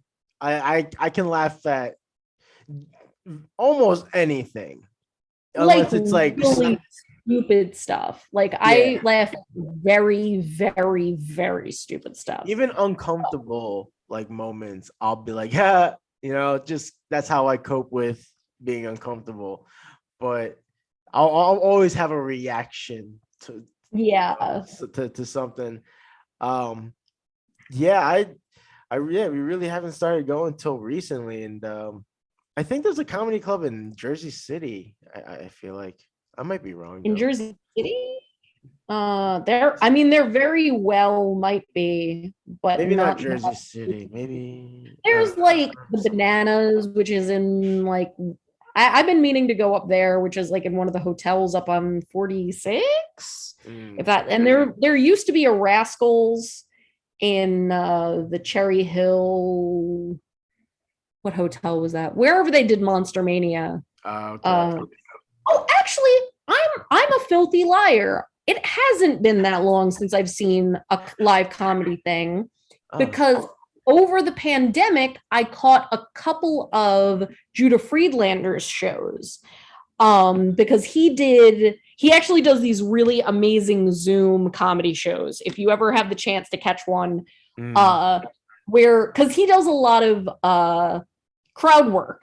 If you've ever seen any of his stand-up specials, and so he basically does a Zoom comedy show where he's doing crowd work on the Zoom call, and he's like talking to people, and and he is so funny and so much fun to watch, and like they're really great, those shows, if you ever have a chance to. He does them fairly often, usually like on a Saturday night.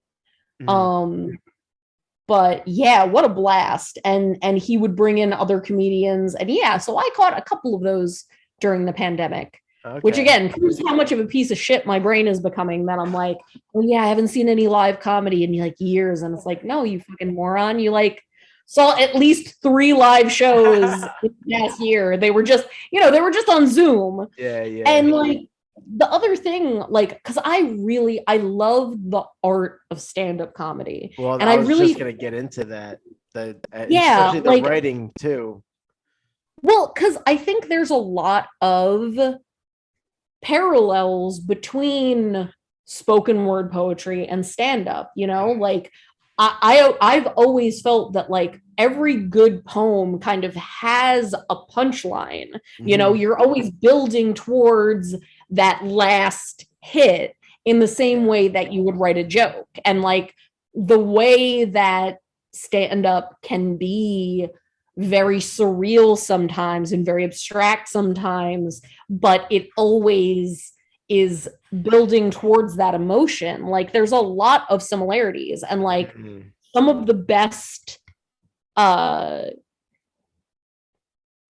poets that I know have a lot of humor and have that kind of thing. And I mean, again, not to toot my own horn, but like one of the pieces that I'm the most proud of that I've ever written is a piece that's based off of the moth joke. If you've ever heard the moth joke, which was a joke that I first heard Norm Macdonald tell. I think he wrote it. Okay. Yeah. A moth walks into a podiatrist's office. Yeah.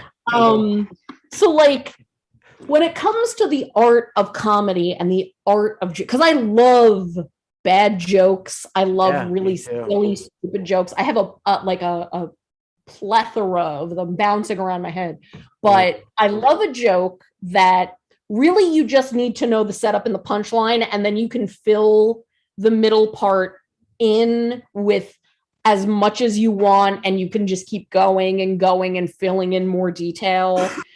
But as long as you know how to start it and how to end it, you're gonna, it's gonna knock them dead every time. Like I've told the moth joke at just the regular joke form of it and gone on for like 10-20 minutes with that middle bit, just making it more alive. Because again, that's how Norm Macdonald tells it, or told it. God rest his soul. Like, like he really, it's the whole aristocrats thing. All you need to be able to tell that joke is the setup and the punchline, but it's about that middle bit that is that journey. And there's a lot of poetry that it is that introduction and then that final hit that brings all the emotion out, and is really, I've always felt that they work the same way in that way. Yeah. And I mean, I still need to check out his special. Oh, the one that he, I think isn't it called? It's not special or something like that. Something, yeah. It's up on Netflix now. Yeah. I haven't had the heart to like watch it yet, because I know it's like. I did a portrait drawing of him, and people have been recognizing it, and I'm like, there was one guy that was interested in buying it, but it never happened. Actually, there, like speaking in terms of like art form of like joke writing, do you listen to like any like comedian podcasts or podcasts in general? Because there's one that I think you would appreciate, to be honest. I am like the worst with podcasts, and I Okay. don't know. I don't know why. I just there's like a bunch of podcasts that I'm like, yeah, that definitely sounds interesting to me, and I love listening to like audiobooks and things. Yeah. But for some reason, I just haven't. I never keep up with them. That's There have been a fair. few that I've kept up with like for short amounts of time, or that Hmm. like I'll occasionally catch an episode like How Did This Get Made? And what's the other one? There's this one that like it's all about like weird sports stories, which I'm not even Oh, really into okay. sports, but like I can't remember even Okay. the name of it. But yeah, I'm awful with it. But Well, feel free to recommend. so there's one. Are you familiar with the comedian Tony Hitchcliffe? He has a podcast called Kill Tony. It's a live Mhm. podcast that they record, and it's they they'll have like a roster. It'll be Tony Hitchcliffe, the host. They got live band. Mhm. They'll have a guest that's like another comedian, but they pull out names out of a bucket for comedians to go up and do a minute, and it's always like, and then Interesting. you A never know random what you're minute. and you never know what you're gonna get in terms of like skill level. Like you might get someone, I mean, often there's people doing it for the first time, and then they get like some, it's really fascinating because you find all these, when you find the gems, like when you Mhm. find like rising stars, because they had Yeah. they have, because they'll feature like some regulars who started off by signing up for those minutes. And there's Mhm. one in particular named Hans Kim, who's like, he's like this. I think he's a Korean, like autistic Korean stand-up, but he's so funny. But like, and that's the thing too. They'll do the minute, and then they'll have like a little interview, right? Oh, that sounds great. So Hans Kim, he started off living in a van, just living on the streets, and then now he's like opening for like Joe Rogan and Tony Hitchcliffe. Like he's fucking living it up now, and it's just like amazing to see like that journey when you see Yeah. When like you see their somebody like features. really make it. Yeah, exactly. Yeah. And you see, and like, and you literally get to witness all the fucking like ups and downs of the process. For any type of comic, like even the comics that are known to be like really funny, when you get to see them like bomb for that moment, seeing Yeah. material that's not working, like all of that, Mhm. it's so cool and fascinating, like seeing that. And like that's what you get to watch on his live podcast, is like everything's live, so it's all like happening on the spot. There's been like ridiculous things that like go on there, and I don't know, I've been recommending that to like friends that That's are really cool. into stand-up comedy, because like that's like, in terms of like getting it to see the art form in its rawest Mhm. form, like that's a great podcast that you can either listen or watch. It is a lot funnier when you get to watch it, because that's the thing too. Tony is like known for like roasting, so he'll like roast it, like the guest that's doing the 1 minute, and it's just Uh-huh. like, it's just, you just see how quick he is, and just like it's so Mhm. funny, man. It's such a great No, experience. Yeah, that it's sounds really pretty neat.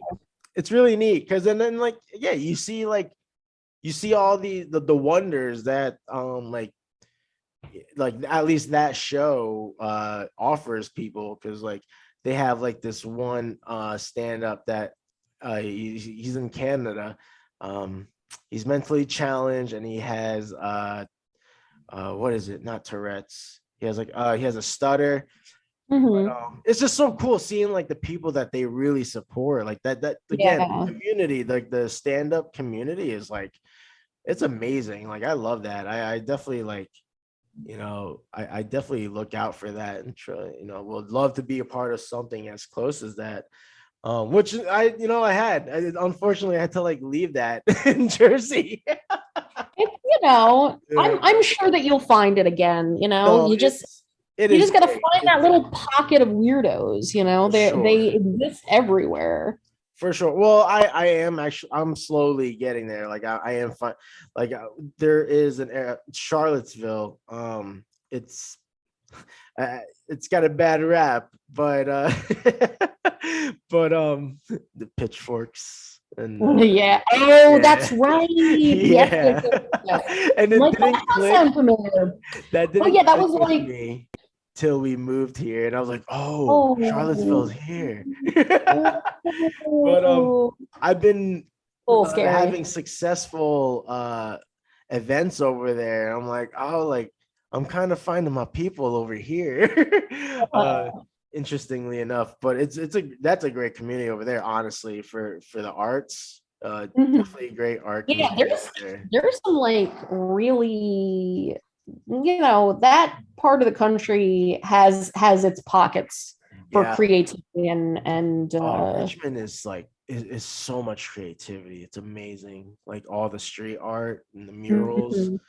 Yeah, it's I mean that was like one of the main factors into like making the move is like it had to have a great artist community, because Yeah. I need to like, if You I'm need moving out, I that, need to yeah. be inspired.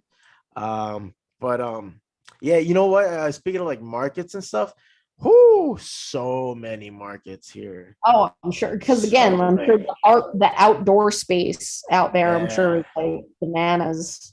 It's it's like it's exciting, but then for me it kind of makes me a little anxious because not to make it a competition, but it's like now you have to kind of like really try to market the event to get that traffic, and with so Yeah. many markets going on simultaneously, it's like Oh yeah. it could be a A good lot day of or it could be it could be a lull, but mm, yeah, but you know at least like get to network. So I just try to like pull the positive out of it.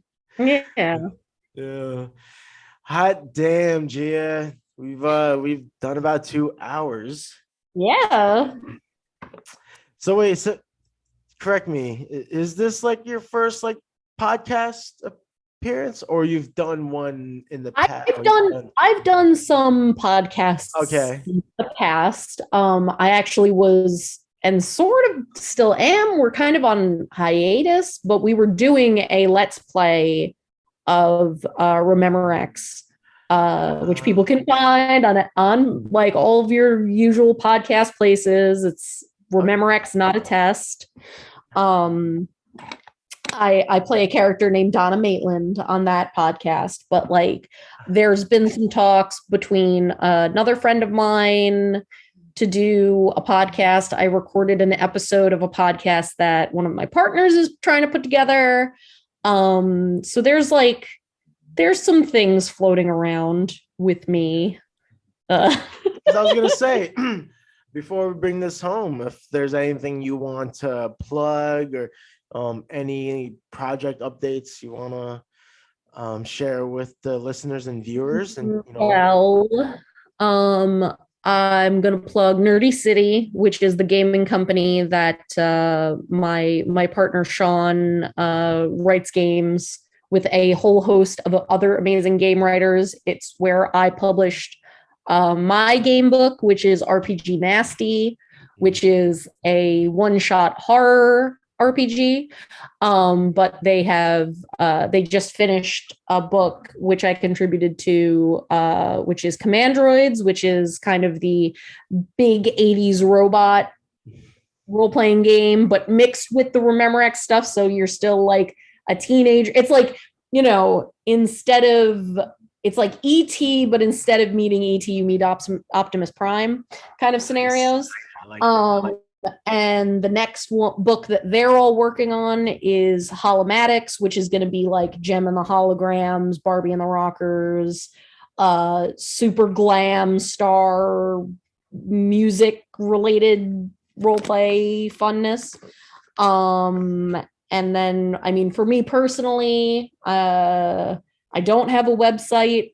I have like a SoundCloud with some of my poetry on it, but like Instagram is, I guess, the best place to keep in touch with me at what the freaking my Curveball. Curveball Grillo. I'm Curveball Grillo on there. I don't know. That's Facebook. I mean, it's like the Facebook, yeah.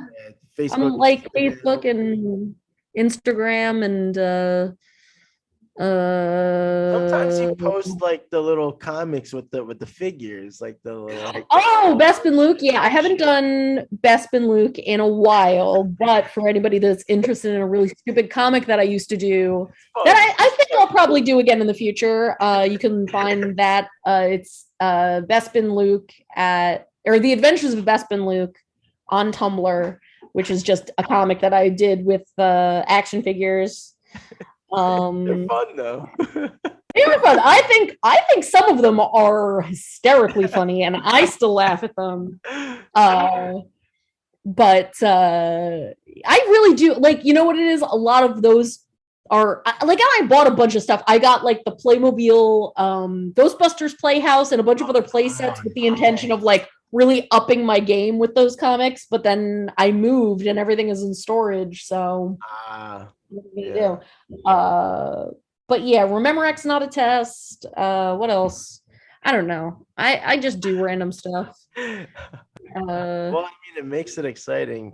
And that's kind of been sort of the running not theme, but a lot of artists or creatives, they're all sort of in that same space of like they do many things, you know. Mm-hmm. You want to call it jack of all trades, master of none, or multi-dimensional, but they're all multifaceted.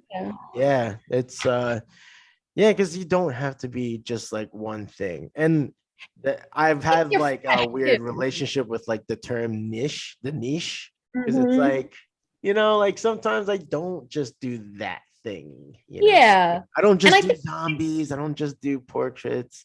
It's what I enjoy doing, but like if I want to put something like meaningful, it's not going to be one of those things.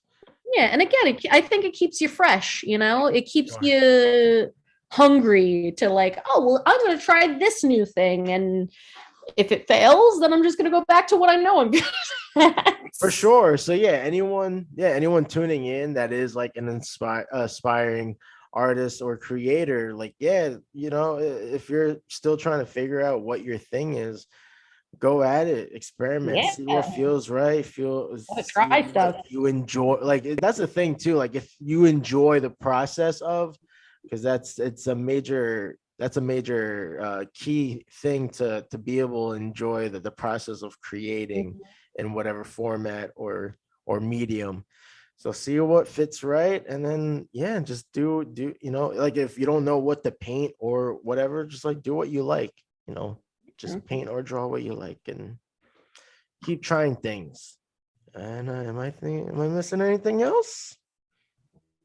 Well, would you like me to close things out with my poems? I was actually thinking that. I didn't know. I couldn't think of a way to ask if to I am more than happy to do so. Sweet. But what am I?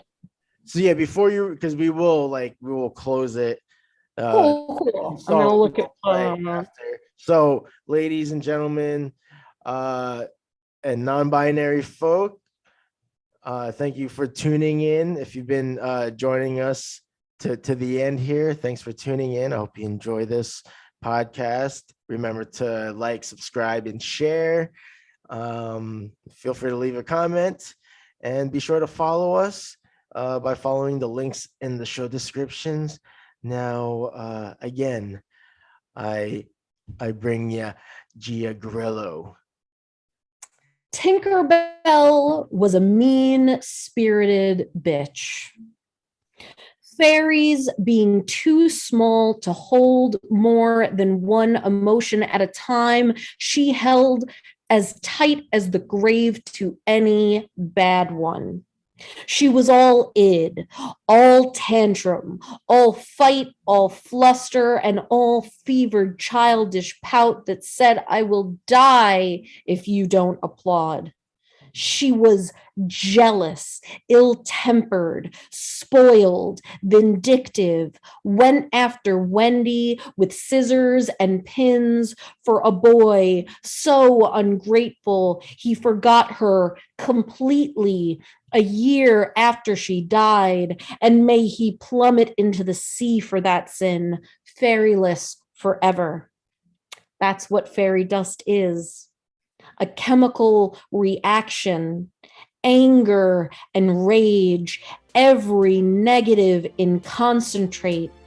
When mixed with the positive of all those happy thoughts, that is what lifts your feet from the ground.